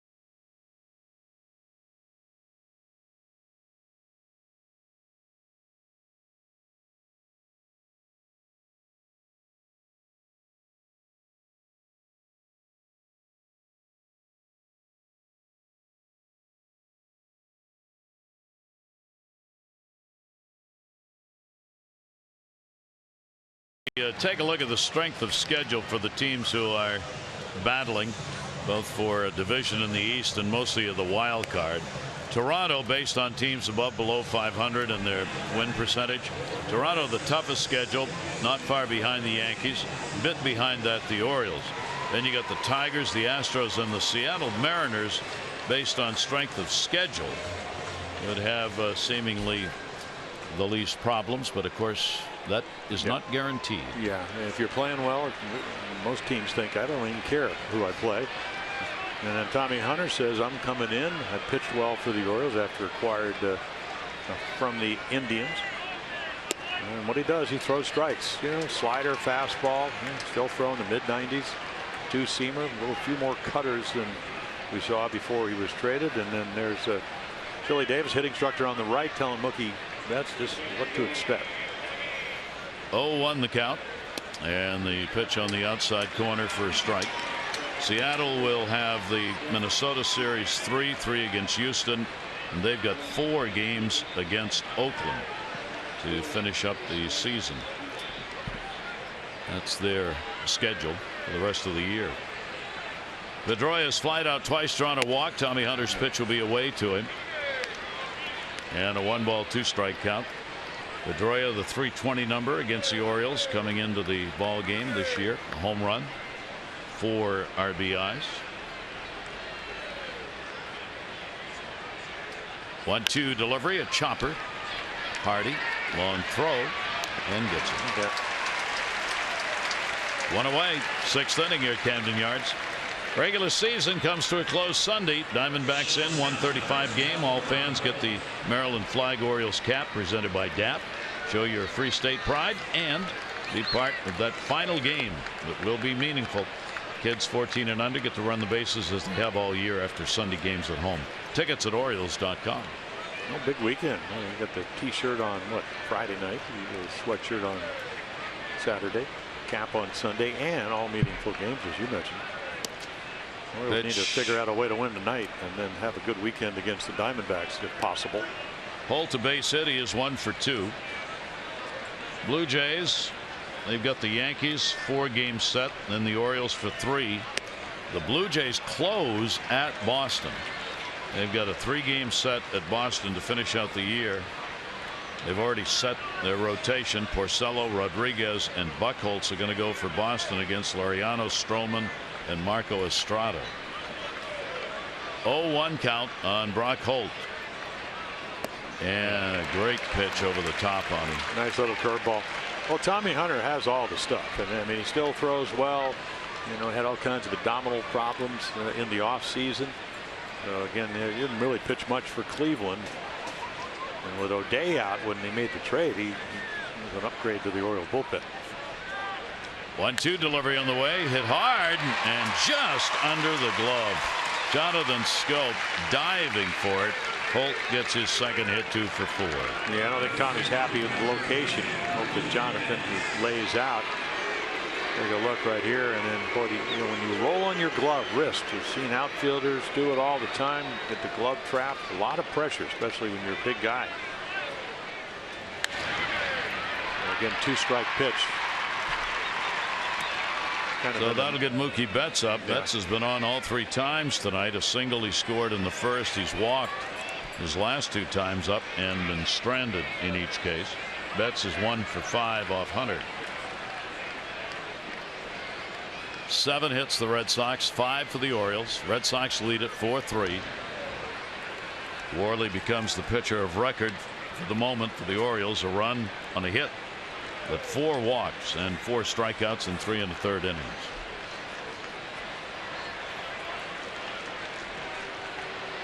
Jonathan redoing the ties. 1 down. He's taken the first pitch all 4 times to the plate here tonight.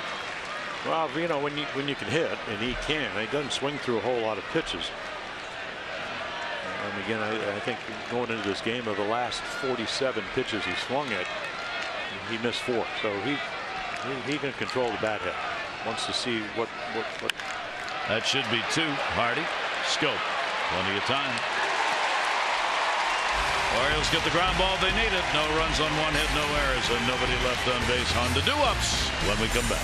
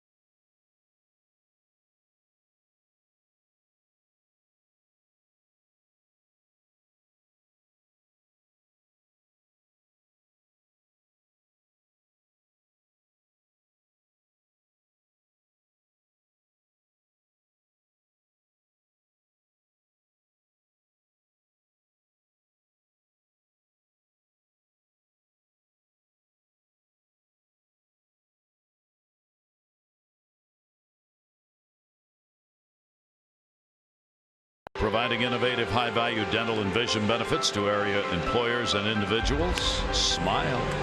It's almost Friday.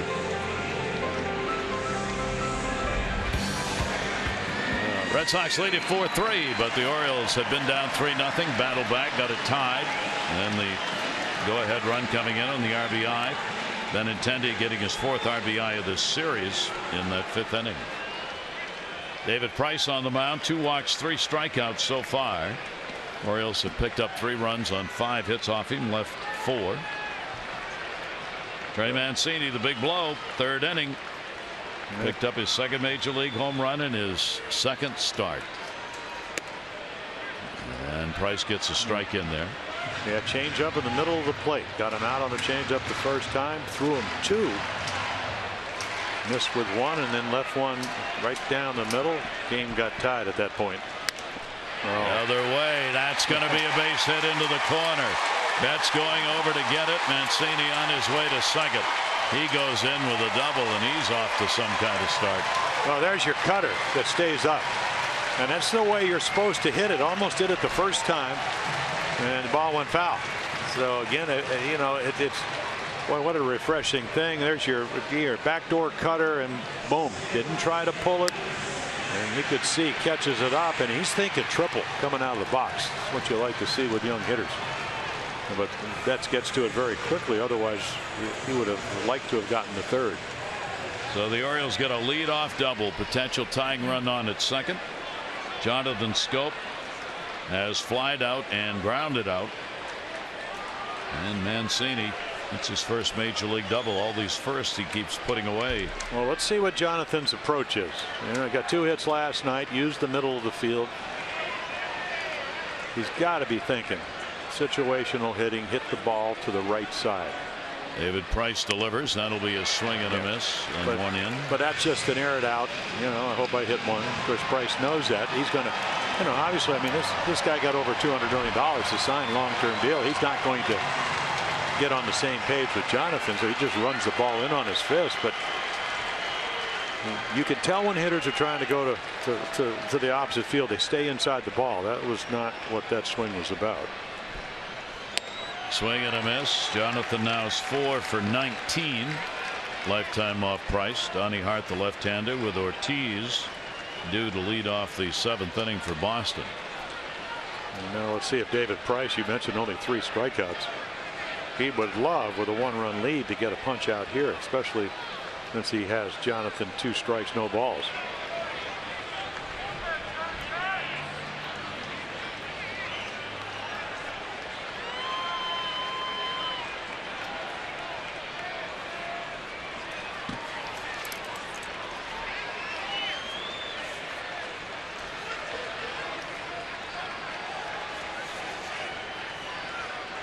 Oh-2 delivery on the way, and Jonathan back into the screen. He'll hold the count at 2 strikes from Price.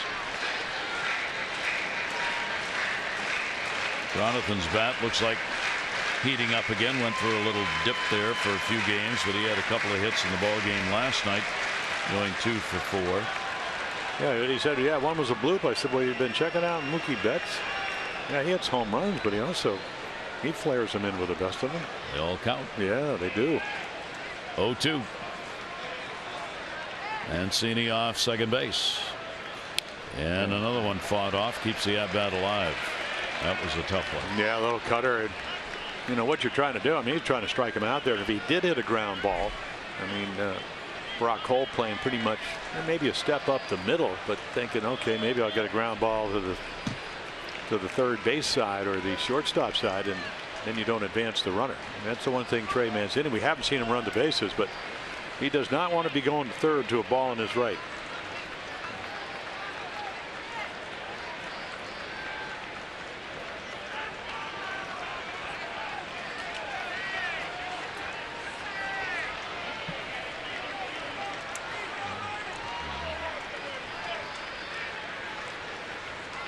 Price will look back in the 0-2 delivery, and again fought off. That's 3 tough pitches that Schoop's been able to nub away and keep his at-bat going. Now we've seen cutters at 87, 88. Now they're at 90. A little bit of extra, trying to get in either get the ground ball to the left side, strike him out. And Jonathan would love to, if he doesn't get Mancini in, advance him. And get one of the Orioles, the hottest Oriole September hitter, J.J. Hardy, waiting on deck.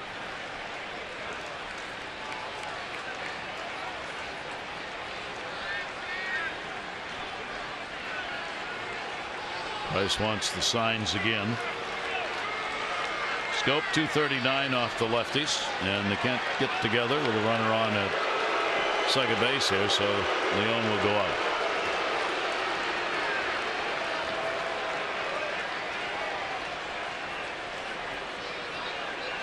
David Price, unworried about lip readers, keeps his glove down. Waist One of the few.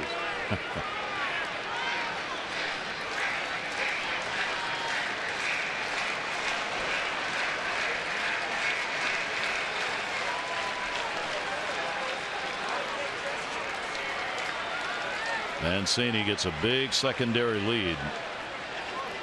0-2 count. Delivery to Jonathan Schoop, broken back ground ball to third. Shaw looks the runner back, gets the out. Yeah, so Price gets exactly what he wanted. Kept running in on Jonathan, broke the bat, and Jonathan couldn't get a couple of swings to right. For every Orioles walk, Care First Blue Cross Blue Shield contributes $50 to Be More for Healthy Babies. 436 walks, $21,800. Care First Blue Cross Blue Shield encourages each of us to take that first step towards a healthier and more active lifestyle. J.J. Hardy a base hit, and he is struck out. 324 with runners in scoring position this year, and he has been the Orioles' hot bat. The runner on at second, representing the potential tying run in this game. J.J. coming in, hitting .355 in September. He's had 7 extra base hits, a homer, 6 doubles, and 12 RBIs so far this month. And he wants another one right here. With a 1 for 2 tonight, leaving that average just under .270 lifetime against Price. 1-0 delivery on the way. That'll be there.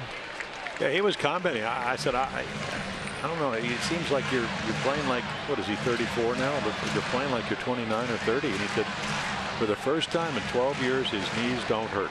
And he was able to really work on his legs. He had the broken foot, fouled the ball, missed 7 weeks. But there's a hop to his step. 1 ball, 1 strike count. Mancini off second base. Hardy. Fooled on location, was leaning in, pitch came in, and he couldn't get the hands back. 1-2. Well, we talked about playoffs coming up, and Price, 2-7 ERA of over 5 runs a game in all his playoffs. He's pitched well, and they haven't scored a lot of runs for him, but he's going to another level here after the double.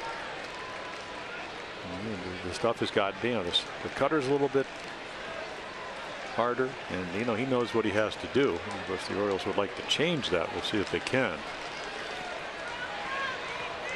1-2 pitch by Price. Shallow. Jackie Bradley Jr. coming. He'll get there.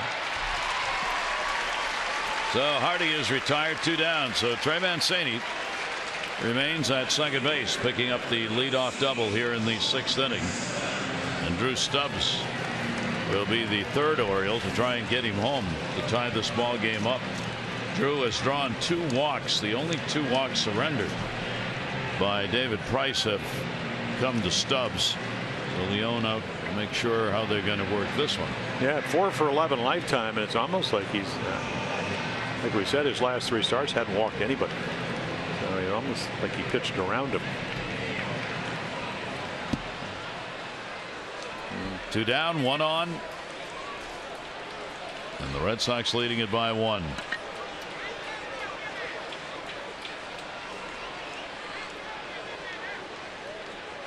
Stubbs overall 237 this year. Jam, check swing, and that one hit the bat rather than the bat hitting the ball. Yeah, the time of the game, and you're always aware of who's on the on-deck circle. So, I guess if he gets ahead of Drew Stubbs, he'll pitch to him. If he doesn't, Caleb Joseph He's yet to drive in a run this year. He got him out twice. He pitched around Stubbs twice, maybe not on purpose, but it ended up that way. But the stuff has gotten firmer once that leadoff double by Mancini.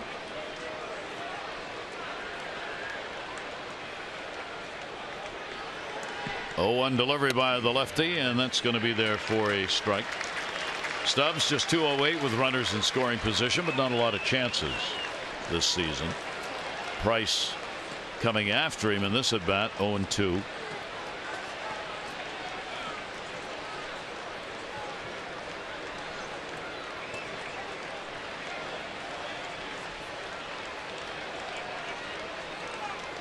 Mancini edges off second base.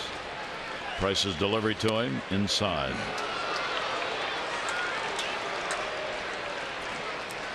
Yeah, pitches that shatter bats. Well, it is, and you know, and again, I mean, you got to. It's so hard to hit with 2 strikes because you have to cover the entire strike zone. So he runs it in on your fist with the cutter. But don't think Drew Stubbs doesn't know, and he's gotten a lot of the Orioles hitters out with that changeup, 85, that'll go the other direction. 1-2 delivery on the way, and that's wow. 95, hardest pitch he's thrown. A little extra. That's, you know, he pitched when he came up with Tampa Bay, #1 draft choice in the country. He pitched at 95, 97, 98, and he's always been able to be very comfortable to the inside corner, to righties, the glove side.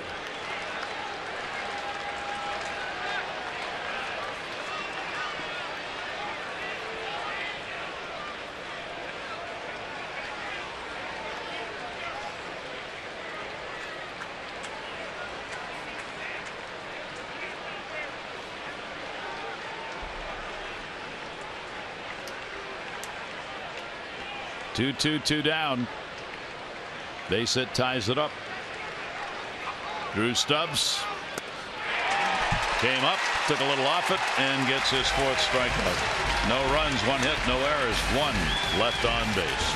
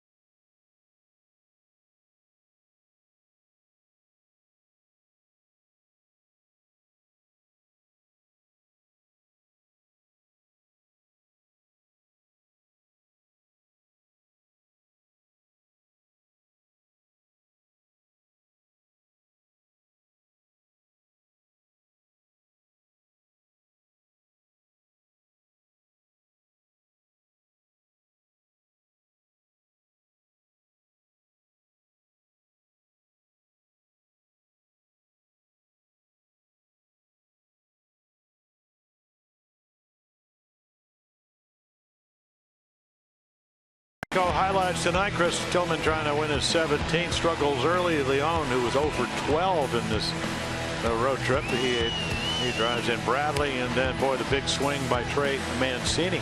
Second major league home run, second start. And then Benintendi after the leadoff walk. Single. Give the Red Sox a 4-3 lead. They cut it off, throw him out to end the inning. So those are your Geico highlights. 15 minutes could save you 15% or more on car insurance. Visit geico.com for a free rate quote. And the beat goes on for Dottie Hart. 18 scoreless. His first 18 innings pitched. Yet to give up a run. And you can see fastball slider. Again, there it is. 9 strikeouts in the 15 innings. 6 walks, only 11 hits. And again, he will face, as you look at the numbers, you can see righties at a little bit over 300, lefties 150-ish. A couple of pretty good at bats against Ortiz. Struck him out both times with the bases loaded. And he'll face him again tonight.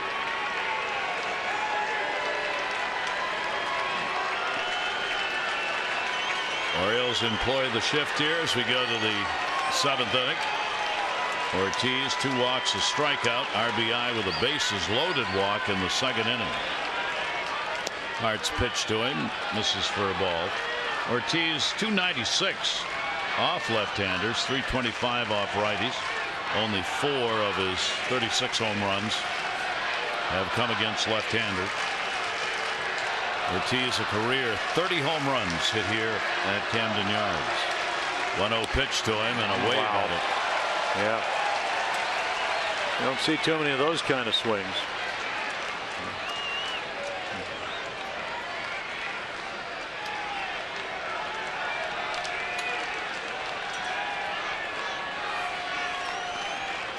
Ortiz, Ramirez, and Shaw. 1-1. Got one in there a little bit, and he was over it, 1-2. Well, he did. I mean, he's a tremendous arch villain. I mean, right here, big swing.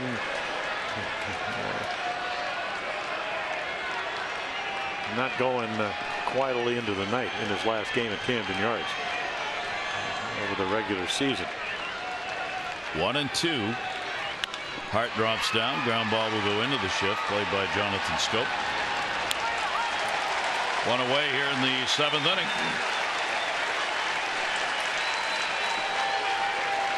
Go beyond the stadium and discover the Venice on Florida's Gulf Coast. Sarasota, recently recognized as one of the top 2 happiest seaside towns in America by the 2015 Coastal Living magazine.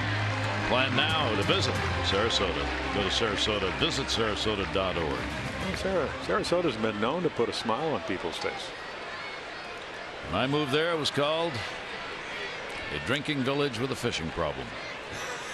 Here's Ramirez, an RBI base hit. He has popped out, struck out.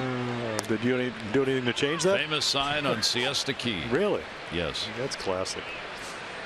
1-0 count. Smoked mullet directly out of the water. And a shot of your favorite adult beverage. 1-0 delivery on the way. And the pitch is a strike on the outside corner. Ramirez to be followed by Shaw. Tight ball game here. With David Price having gone the distance so far for Boston. Tillman, Worley, Hunter, and now Hart for the Orioles. Hunter a base hit in 1 inning against him. 1-1 delivery on the way, and Ramirez will take that pitch away. Yeah, you gotta like those beach towns. We used to train in Miami, lived out on Key Biscayne, and a friend of mine, Doug Foray, was the bartender at the English pub. He looked down the bar and he goes, Key Biscayne, where everybody has a past and nobody has a future. What do you want? 2-1 delivery on the way. I'm convinced those kind of sayings are developed by those who sell T-shirts on the islands and the beaches, because they're great. They're great slogans to put on the front or back of a T-shirt. And that's what the Siesta Key. You'll still find them. If you go down to Sarasota on the Key, you'll see the T-shirt shop selling those. 2-2 delivery on the way, and that goes the other way near the wall, and goodbye home run. Going the other way. Hanley Ramirez delivers the long ball, and the Red Sox have a 2-run lead. So 13 home runs now in 24 games. I mean, red hot. And Donnie Hart, first major league run on an opposite field home run by Hanley Ramirez. Ramirez has hit him off righties and lefties. That's his 11th off a left-hander. Yeah, just up a little bit. But check this approach out. This will play. I mean, this will play at pretty much any ballpark. I'm thinking where would that have gone in Fenway? Probably still would have gone out. It would have been down the pesky pole, but it would have been close. Here, up under the flag court. 5-3 lead. And the pitch taken inside by Shaw, who has walked and scored 0 for 2. 356. Hart surrenders his first home run. 1-0 delivery on the way. Off-speed pitch tied him up, and it is in there for a strike. These two teams, as we showed you earlier, have slammed away in this season series. As far as the long ball is concerned, I mean, you got the highest scoring team in the major leagues in the Red Sox, and the all leader in home runs in the Orioles.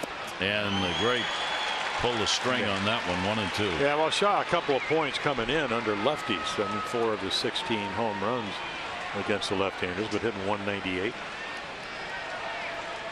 Red Sox now have 32 home runs against the Orioles. The Orioles have 27 against them.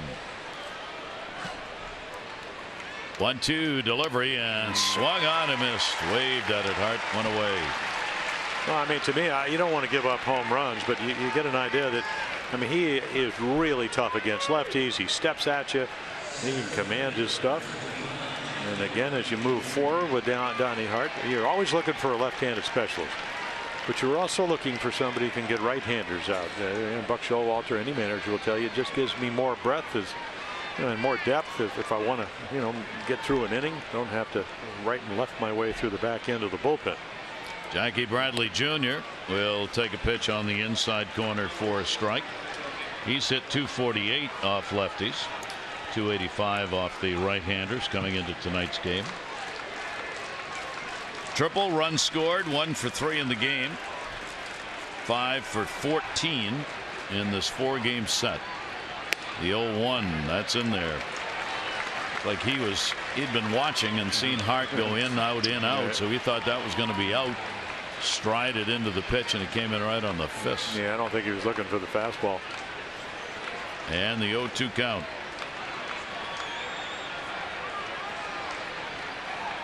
Lefty's delivery to him, that'll be further inside. Yeah, and that gets you off the plate, makes your feet move a little bit.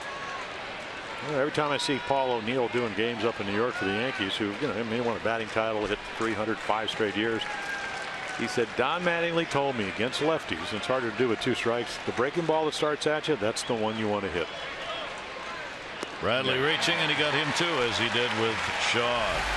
The home run by Ramirez, his 3rd this year against the Orioles. 7th inning stretch time, 5-3.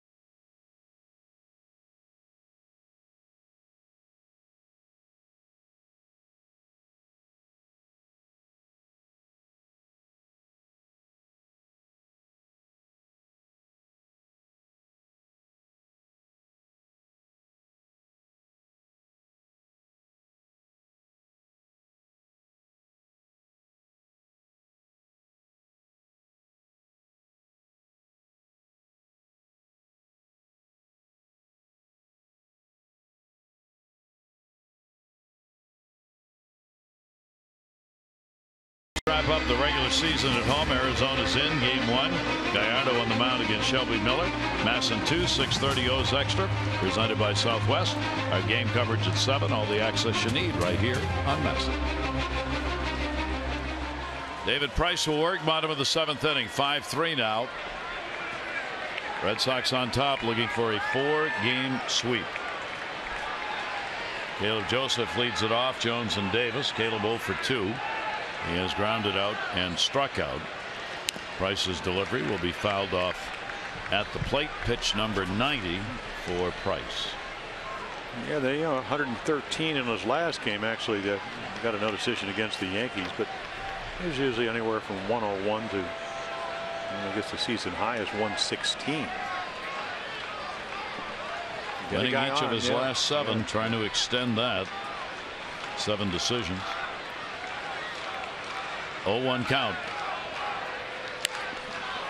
Pop up first base, Ramirez.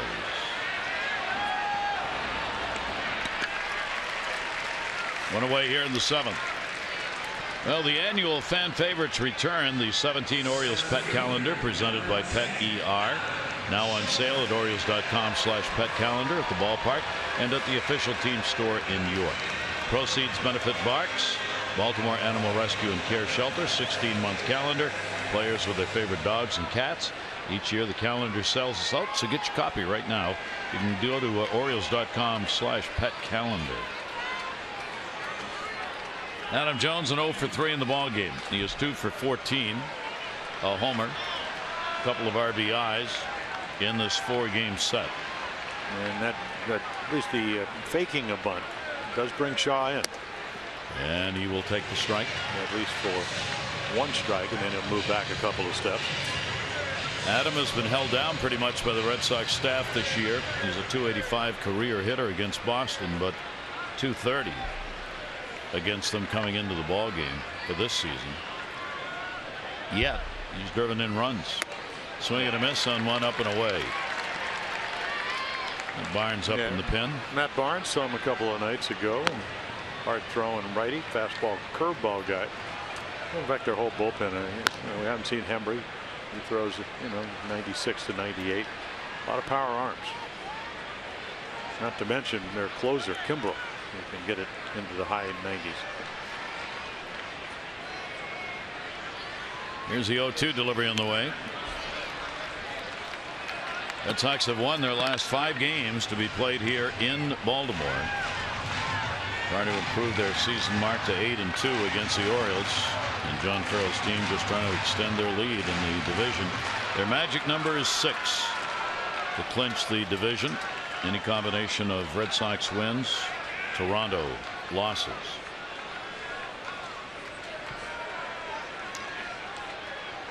(0-2) with 1 away.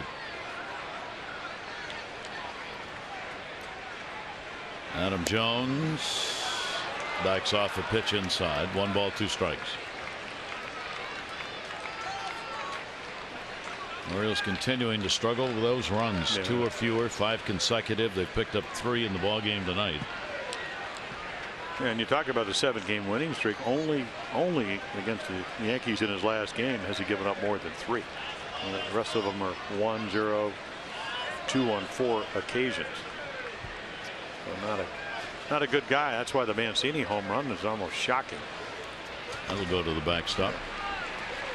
Orioles tonight have picked up the 3 runs on 6 hits. Red Sox 5 runs, 8 hits. Neither team has committed an error in the ball game. It's been about the pitching and some big hits. Bases loaded, walk. Big run scored in that 2nd inning, and David Ortiz got the free pass. And that Ramirez home run in the 7th.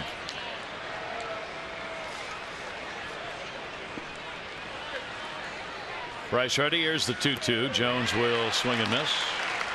Leon will throw and get the out. Yeah, again, he gets to 2 strikes because Adam expands the strike zone, swings at a ball up over his head, and then boy, the changeup. And it's not only that he threw the changeup. Look where it ends up. The illusion, the good changeup. He thinks you're going to be around knee highs, and then the late movement just right out of the strike zone. Perfect 2-strike pitch. Chris Davis will stand in with 2 down, nobody on. A base hit, a run scored in the 3rd.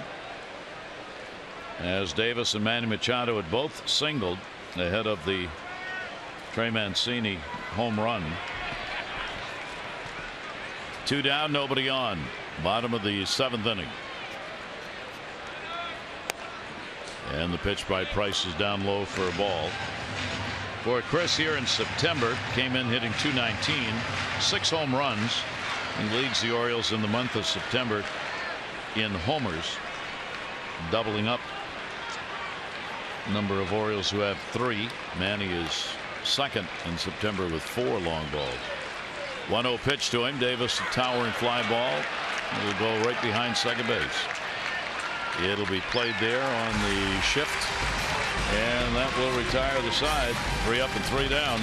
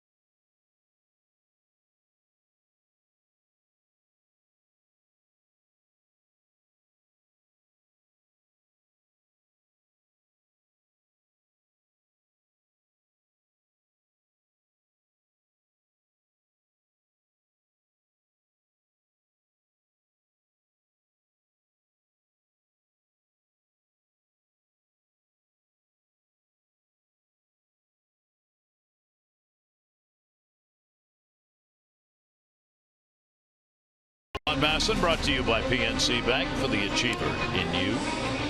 Gary Thorne, Jim Palmer with you, and as always, delectable treats have to be in the booth, otherwise it is impossible for us to survive. And we want to thank our cameraman Jason Zerby. His parents have Uncle Jerry's Kettle Corn, Lancaster County, PA, and they sent in some of this kettle corn for us. We have to obviously taste it. It would be improper not to try it before talking about it, don't you think? Yeah. Which is so you ate a bag and I ate a bag, and I thought it was really good. Very good. And it's healthy. Well, kind of healthy. It is healthy. Yeah, it is healthy. Yeah. Okay. For the Orioles? Well, what would be healthy is to get a few more runs. I mean, you know, the last time they had scored over 3 till the night was last Friday. You know, a string of 2-2, 2-2, 2-1. So, you know, you need to get them out here. That's not always easy. And then somehow figure against a team that's just been red hot. You know, obviously Price may go back out and pitch another inning. But you've gotten 1 more run against him than you did in his last 2 starts, 2 and 1 in his last 2 starts. So, but it all starts here, trying to slam the door and hope that you can come back with a rally, what the Orioles have done so well this year. Won't be easy because their bullpen has just been outstanding. Talking about the Red Sox. Donnie Hart came on in the 7th, home run hit by Ramirez. Uehara in the bullpen for Boston. Sandy Leon, the catcher, base hit, run scored, as walked, struck out, foul that one off. And we talked about what an exceptional year he's had, and you know, when you start looking at this numbers, you know, he was at 403 the other day, so he's down right-handed at hitting against left-handed, hitting right-handed at 385 with 4 home runs, and then 298 now against the right-handed. Towering pop-up back, and it'll be over the screen and out of play. Largest crowd of the 4-game set here tonight on Thursday, 26,788, 26788. Warm evening, 80 degrees when we started. There's been no breeze throughout the ball game tonight. Comfortable evening, late summer night. Yeah, it looks like the humidity was down a little bit. I mean, perfect night to play a baseball game in September. It'll get a little cooler over the weekend. 2-ball, 2-strike count on Leon. Benintendi waiting on deck. Wow. Well, just in case you're going to cover the outside corner. You never want to throw up by the head, but you know he's having a great year, so you know that he must be hitting well with 2 strikes. Take a look right here, and buzz ball up and in. I don't see that very often anymore. And that ball's inside too. I mean, he gets out of the way. And the count goes to 3-2. Now, if he has a changeup, and if he doesn't throw it, I haven't seen him throw it. That would be a terrific pitch now. Just, you know, up and in under the chin and then down and away. That's kind of the way it works if you command your stuff and have 3 or 4 pitches. 3-2 delivery. Leon will ground that one to short. Hardy off the mark, and he's safe. Davis got pulled. Chris could not keep his foot on the bag, and Leon, who we've seen going down the line, gets there in a hurry. Yeah, he does. He does throw him a changeup, and he gets a good result, and it's usually always a good result. I mean, J.J. Hardy did make a feeling play, not catching it, but right here, I mean, it's so routine when he makes the throw that's off the mark. Well, you're going, okay. I mean, you would think that maybe it wasn't the footwork, but it looked like everything was in sync. Just the throw was offline. Doesn't happen too often. So J.J. charged with an error that puts the leadoff man on here in the 8th inning. 6th error charge to him. Benintendi, a single, RBI, bunts, plays at first. Done well by Hart, sacrifice. That'll move Leon down to second base with 1 away. This kid can do everything. Pretty good bunt. This copyrighted telecast presented by authority of the Orioles may not be reproduced or retransmitted in any form, and the accounts and descriptions of this game may not be disseminated without the express written consent of the Orioles. That'll be it for Hart. He'll come out of the ball game with a runner on at second base. Michael Givens will come on. Dustin Pedroia will be coming up to hit.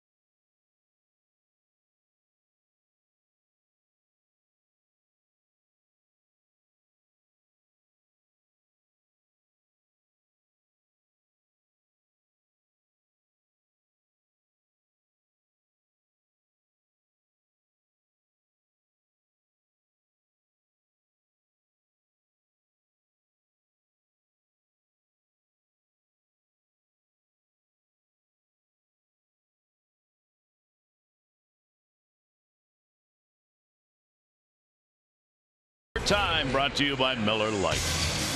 Yeah, nice little week for Trey Mancini. Gets to the big leagues, hits a home run off Eduardo Rodriguez to break up the no-hitter, and then the 3-run shot tonight. That will, at that time, tie the game up, and then he would add a double down the right field line off of David Price.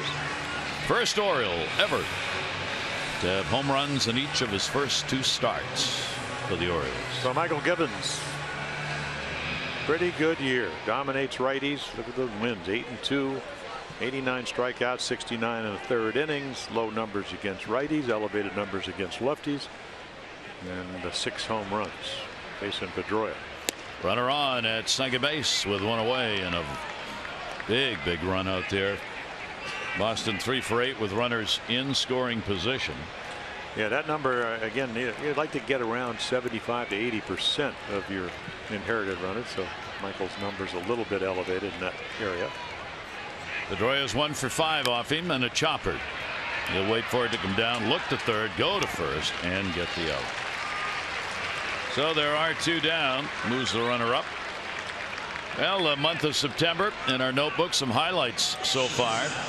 Arenado of Colorado, second player in the last 75 years with 125 plus RBIs in consecutive seasons. 25 or younger. The other was Albert. And Paul Goldschmidt was coming here to play with Arizona tomorrow night. He had two-out home runs yesterday. 9th multi-home run game of his career. First time he's done it with 2 down. Colin McHugh, Houston, 11 decisions, 1 in September since 2014. He will be coming Houston's way for these vital games down the stretch as they battle for a playoff spot, wild card spot. A September pitcher, McHugh. They won like 19 games for the Astros last year. Gibbons, I mean, really good fastball, 96. It's not Tim Kirchin used to write for the Baltimore Sun, part of the the Baseball Tonight guys. He said, I was sitting down when Gibbons came in the other day. He said, about the 3rd row, he said, it's unbelievable how fast the game is down there. Of course, he is a sports writer, but with that said, when you get down, we're talking about Lloyd McClendon. McClendon said, when I managed, he said it was pretty slow. When I coached first base, it got a lot faster. And it gets faster in September in games like this where you're trying to think of everything. 2-1 delivery on the way, and it's going to be down low. Well, Holt is 1 for 1 off Gibbons. Yeah, you always talk about, okay, we showed you the 385 number against lefties, but if you pitch around him, and this is how the strength of this Red Sox lineup, you got Betts waiting on deck. And that is certainly no bargain. Leon's at third base, and that's a strike at the knees. So he takes the count, 3 balls and 2 strikes. This is just where, again, we look at those inherited runners numbers. You just have to make your pitch because they're looking for another run, and you need to get out of this inning. And that was a pretty try pitch. it again. Yeah, Good 96 pitch. in the middle. Throwing at 95, 96 here on this relief appearance against Holt. Holt picked up a single in the 2nd, stranded. 6th inning, taken out on a double play. 2 for 4 in the ball game. Couple of hits, 8 at bats in the series. Off third base, Sandy Leon fouled away again. And Holt battling him. Tigers have now been tied by Minnesota. They had a 2-0 lead, then a 2-1 lead. Twins have come back to tie the ball game up 2-2. Game 2 of their doubleheader. Detroit won the opener 9-2. They're a half game out of a wild card spot at the moment. That's a lot of clubs. 3-2 delivery, and that one's going to be fouled away. The Angels rather are leading Houston 2-0. They're in the 7th inning of their ball game. Every night changes everything.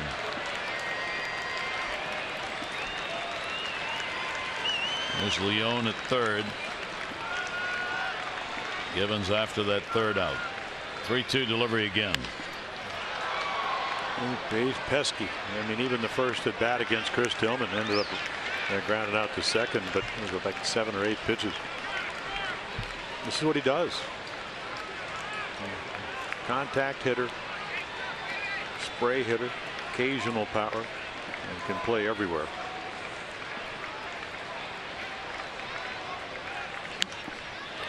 Try it again. I mean, that's a 94 on the corner. Yeah, I think next spring, you'll see Michael Gibbons, even though last year he got lefties out well, he'll realize that, maybe work on the changeup a little bit.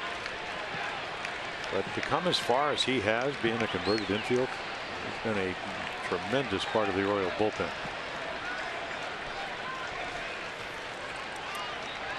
3-2 delivery on the way again, and again, and again. Holt battling here against Gibbons, fouling these pitches off on this 3-2 setting with that runner Leon down at third base. 2 down. Yeah, you would think the changeup would be the most effective pitch, but again, it's his 3rd pitch, so maybe not feeling comfortable throwing it. 12th pitch of the at bat. A lucky 13 for us.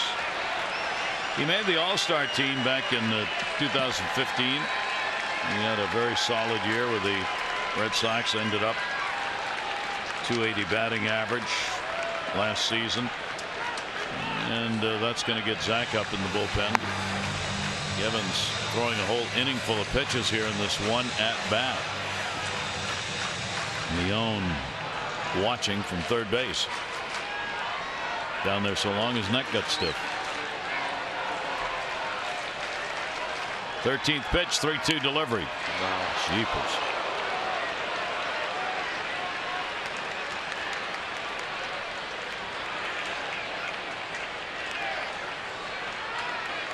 Well, he doesn't seem to have any problem tracking the fastball, does he? No. I mean, this is Darren O'Day, much more experienced. You know, he'd be dropping that backdoor slider. Maybe try to come up and in. 3-2 delivery, and he got a pop up on him. Hardy going back. Stubbs coming in. Drew is there and makes the catch. Boy, a hard earned out right there by Givens. Runner left on. 5-3.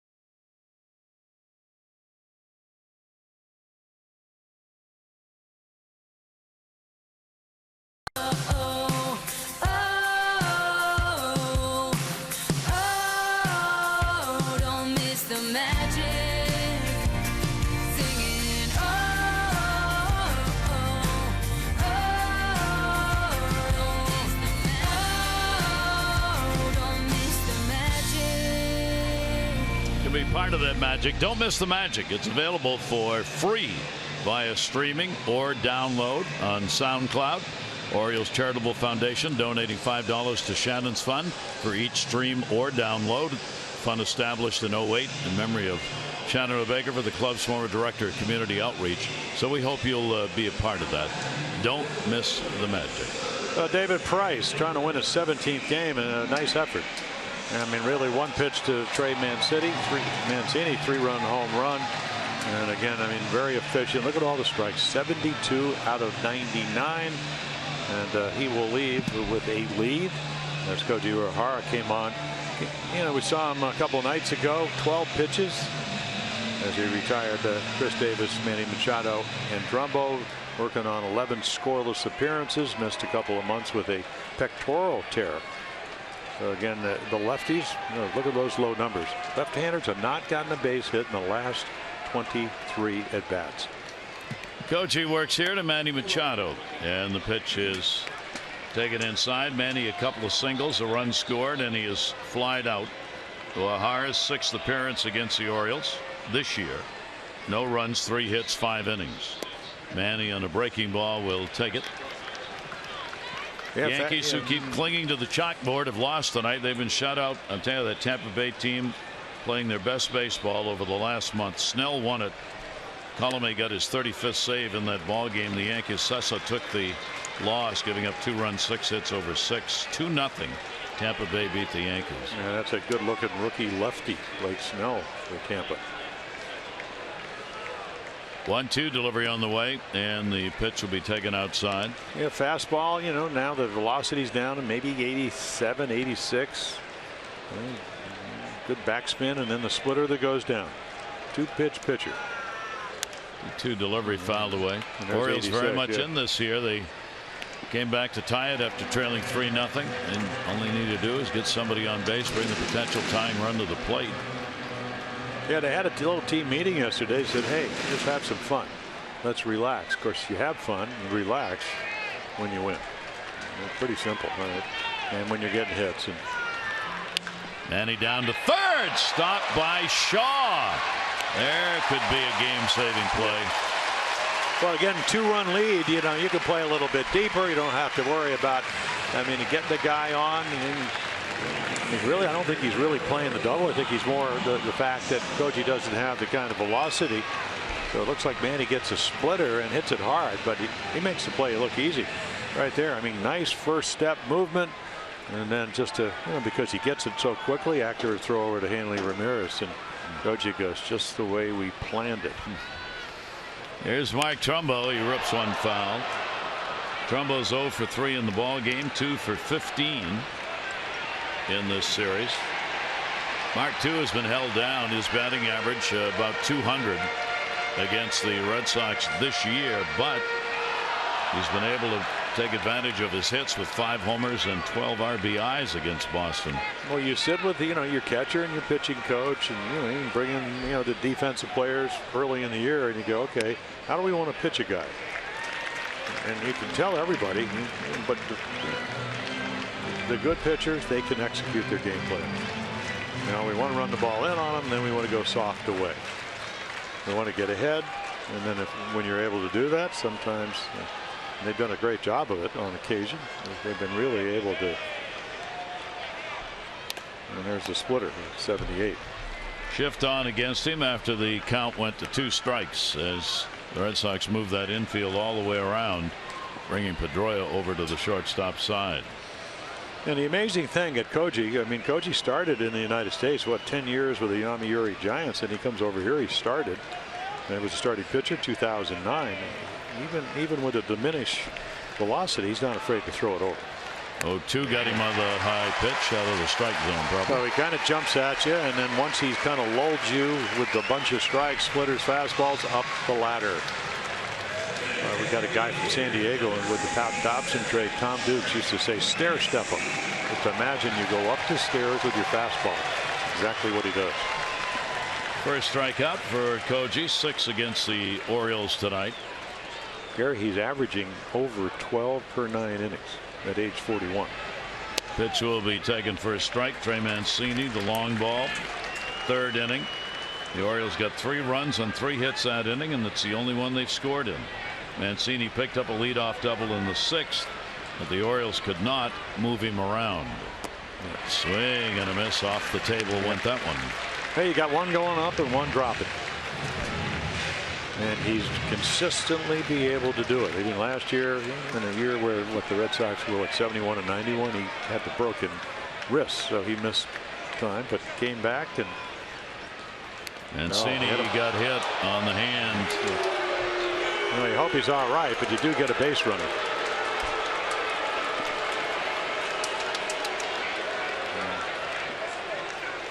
Ball runs in. You can see where the glove is, but he just gets it inside, and you can see right on the wrist. That one made a lot of noise. Yeah, I don't think he thought the ball was coming that far inside. The guys that are going to have long careers, they find that if they know the ball's inside, they roll that front shoulder. Dangerous way to hit. Exposes the wrist and the fingers and the hands. Second hit batter by Koji this year. Here's Scope, representing the potential tying run, right back with a changeup to him. So Jonathan 0 for 3. He's had 4 hits in 14 at bats in this series.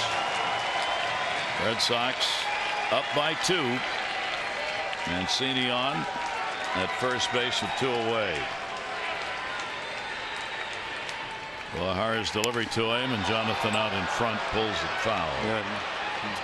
Take a look at our Coons.com League leaderboard, brought to you by Coons.com. Over 2 million vehicles sold and counted. So down the list with 40, the Orioles, Rangers, Tigers, Yankees ahead of them, and then 4 teams at the bottom of the list. The Orioles looking for one of those comebacks. Now back-to-back split-fingered fastballs, and in the high 70s. But when he throws them right, they just go straight down. 0-2 count. And Jonathan is 0 for 7 against Koji. No runs, no hits, no errors. 1 left on base, 8 complete. Red Sox by 2.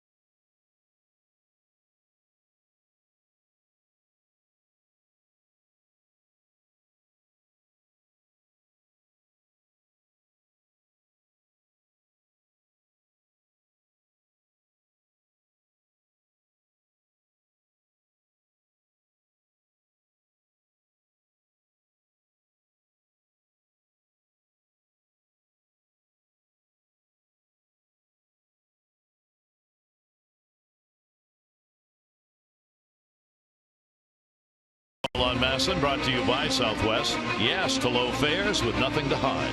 That's transparency. Gary Thorne, Jim Palmer here at Camden Yards. We go to the 9th inning of this ball game, and on comes Zach. Yeah, he needs some work. Last pitch on Sunday got his 45th save, 45 out of 45. So you want to get him ready for the weekend. You want to keep the game where it is, and of course he'll be right in the heart of their lineup. So Zach on here, his 6th appearance against the Red Sox, a run on 5 hits in 6 1/3 innings against Boston this year. And again, incredible numbers. But Showalter says having a Cy Young Award year. We'll see. Certainly will get a lot of votes. Pitch on the way will be up high. Yeah, you know, Kimbrel, their closer, yeah, getting ready. The only home run he's given up, and it was in the game where the Orioles beat David Price, or at least beat the Red Sox in a game he started back in April. And got 3-2 on Mookie Betts, and with I think a 4-run lead, he hit one over the Green Monster up in Boston for the only home run of the year. Betts 1 for 6. That's the only hit he's had off Zach. Here in this game, a base hit, couple of walks, runs scored, and he's hitting to a double play. Betts stays back on it. They check it first, but nope. 1 ball, 1 strike count.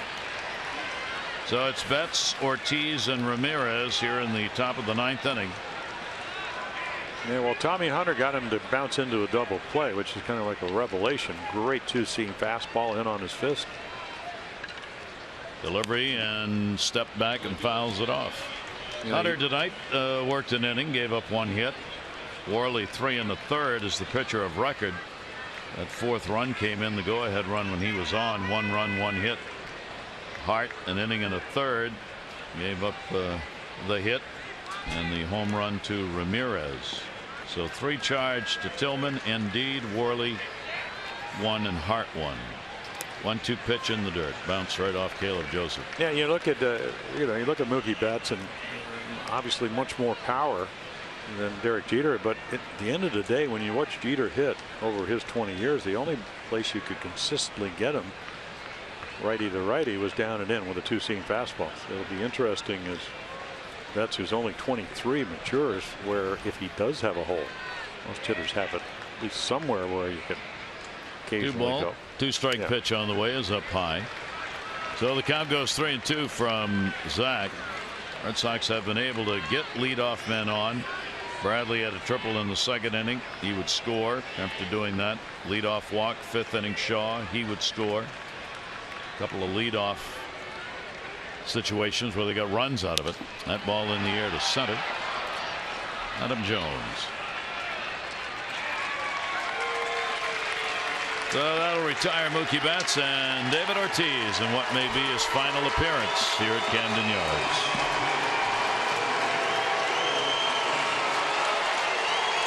Well, like I said, he's played the villain well. Not too many guys, and if you start looking at what he has been able to do for the Red Sox, and won a World Series in what, 86 years.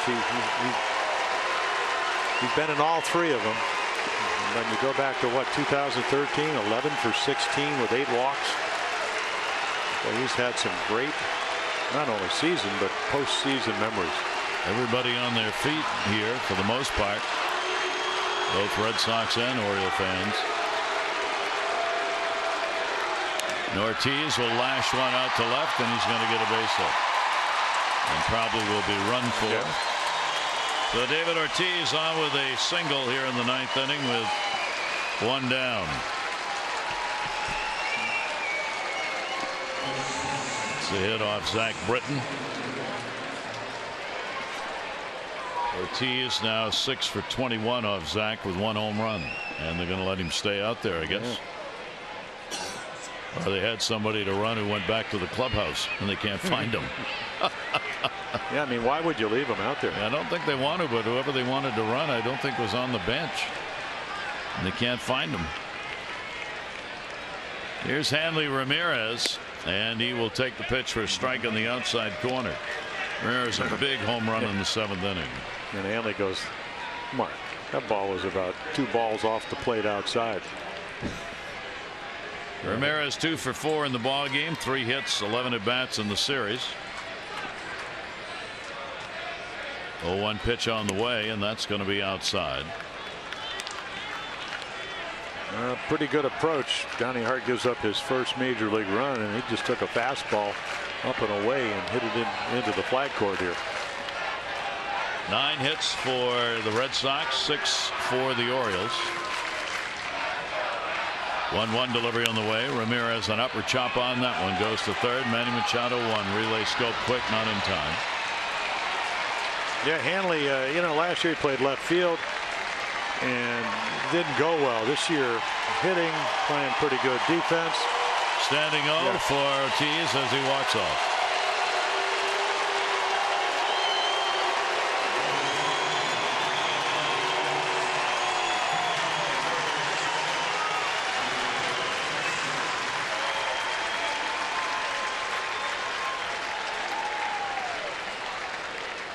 That will send Caleb out with Shaw coming up and a runner on at first base.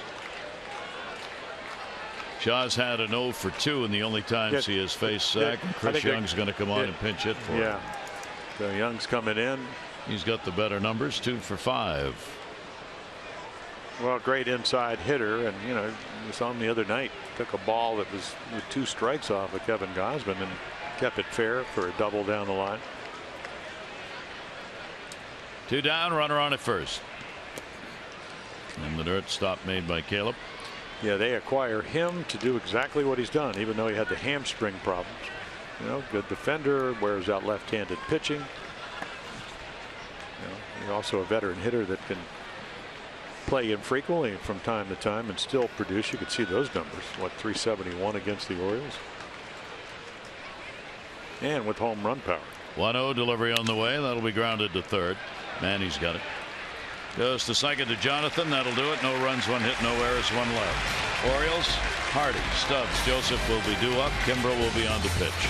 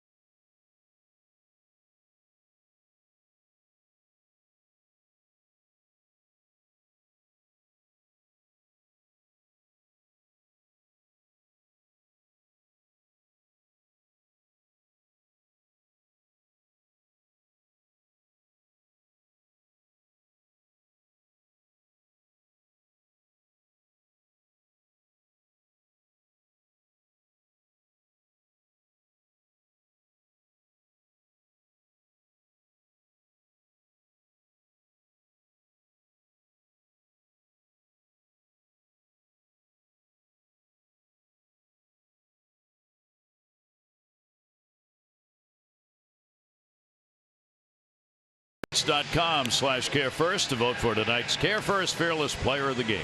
Live fearless with a name trusted for over 75 years. CareFirst Blue Cross Blue Shield. Orioles get 3 outs to work with. They need a couple to keep the ball game going. Yeah, so 5 runs in 52 1/3 innings for their bullpen. He's been a big part of it. Knee problems, knee surgery early on. Boy, has he been on a roll. The last 15 hitters hitless. You can see the numbers, 28 out of 30. And again, power fastball, you know, you can get up into the high 90s. I mean, a knee buckling breaking ball. You can see is a fly ball pitcher. One of those home runs, the one that Mark Trumbo hit back in April.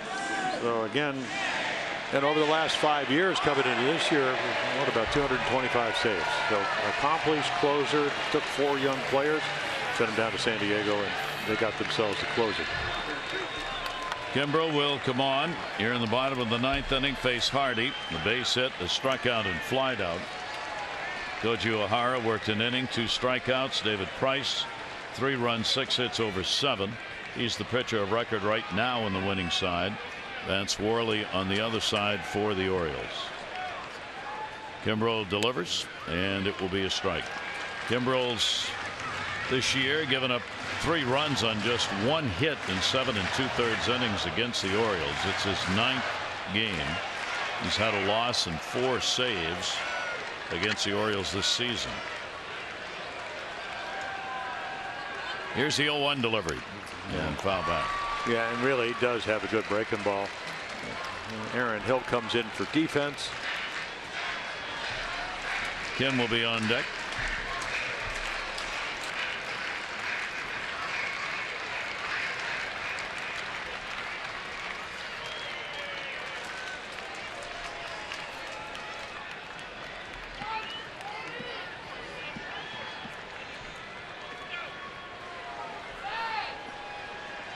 Here's the 0-2 delivery on the way.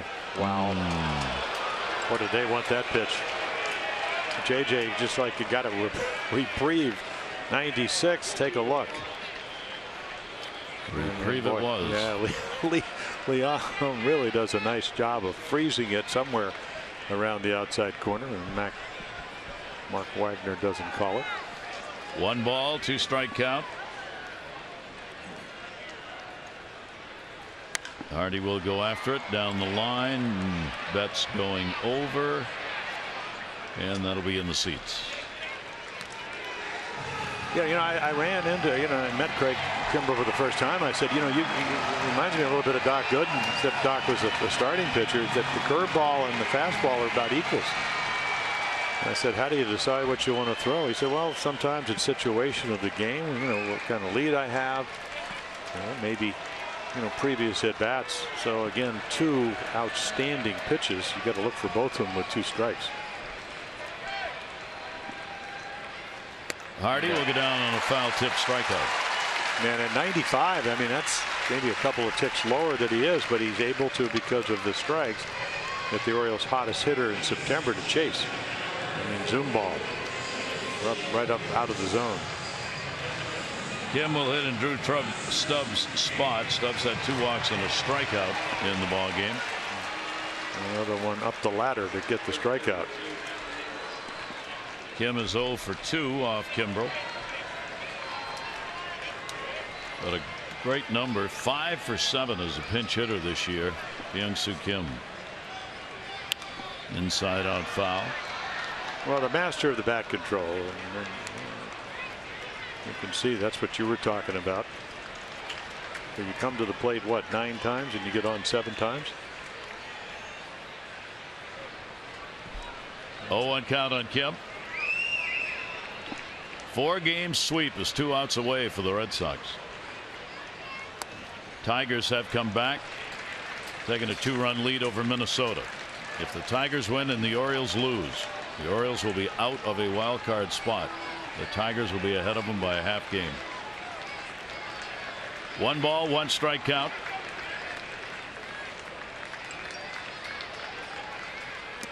Check swing, and he went. Jordan Baker down to 3rd. Yeah, I mean, we're going to get an idea of what he's looking at. You take a look. There's the bat. Yeah, he did. I didn't think he went, but definitely swung. Sorry, Jordan. Kimbrough gets ahead 1-2. Apologize, Mr. Baker, because he's a big guy. Pretty good umpire. He had a great game behind the plate last night. 1-2 delivery on the way, and they swung at that too. Oh, that's what I was asking Kimbrough. I mean, they're equally as good. Of course, you got to react to 95, 97, and then he's got this kind of curveball.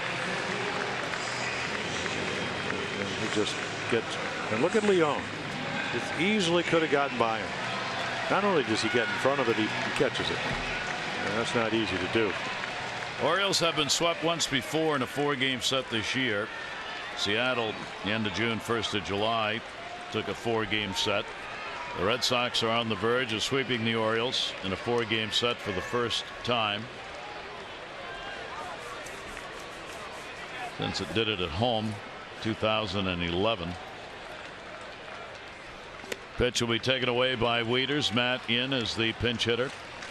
Even more amazing, as we mentioned earlier, it would be 2 4-game sweeps in a row against the Yankees and the Orioles, and would end up with a 8-game win streak. And then Kimbrough against lefties, they're now 0 for 19. The last 19 left-handed batters. Matt will put that one up in the air, center field, and the most unlikely of events here in this series has happened. The Red Sox have won all 4, cutting their magic number to at least 5 for the division title, and potentially knocking the Orioles out of a wild card spot. The win will go to Price. He is 17-8. Worley will take the loss. Kimbrough gets the save. Red Sox win it. Now the final weekend series here at home coming up. Diamondbacks, Gallardo against Shelby Miller tomorrow, game 1. Masson 2 coverage, 6:30 O's Extra, presented by Southwest. Game coverage at 7. This has been a Masson presentation. Tom and Rick O's Extra.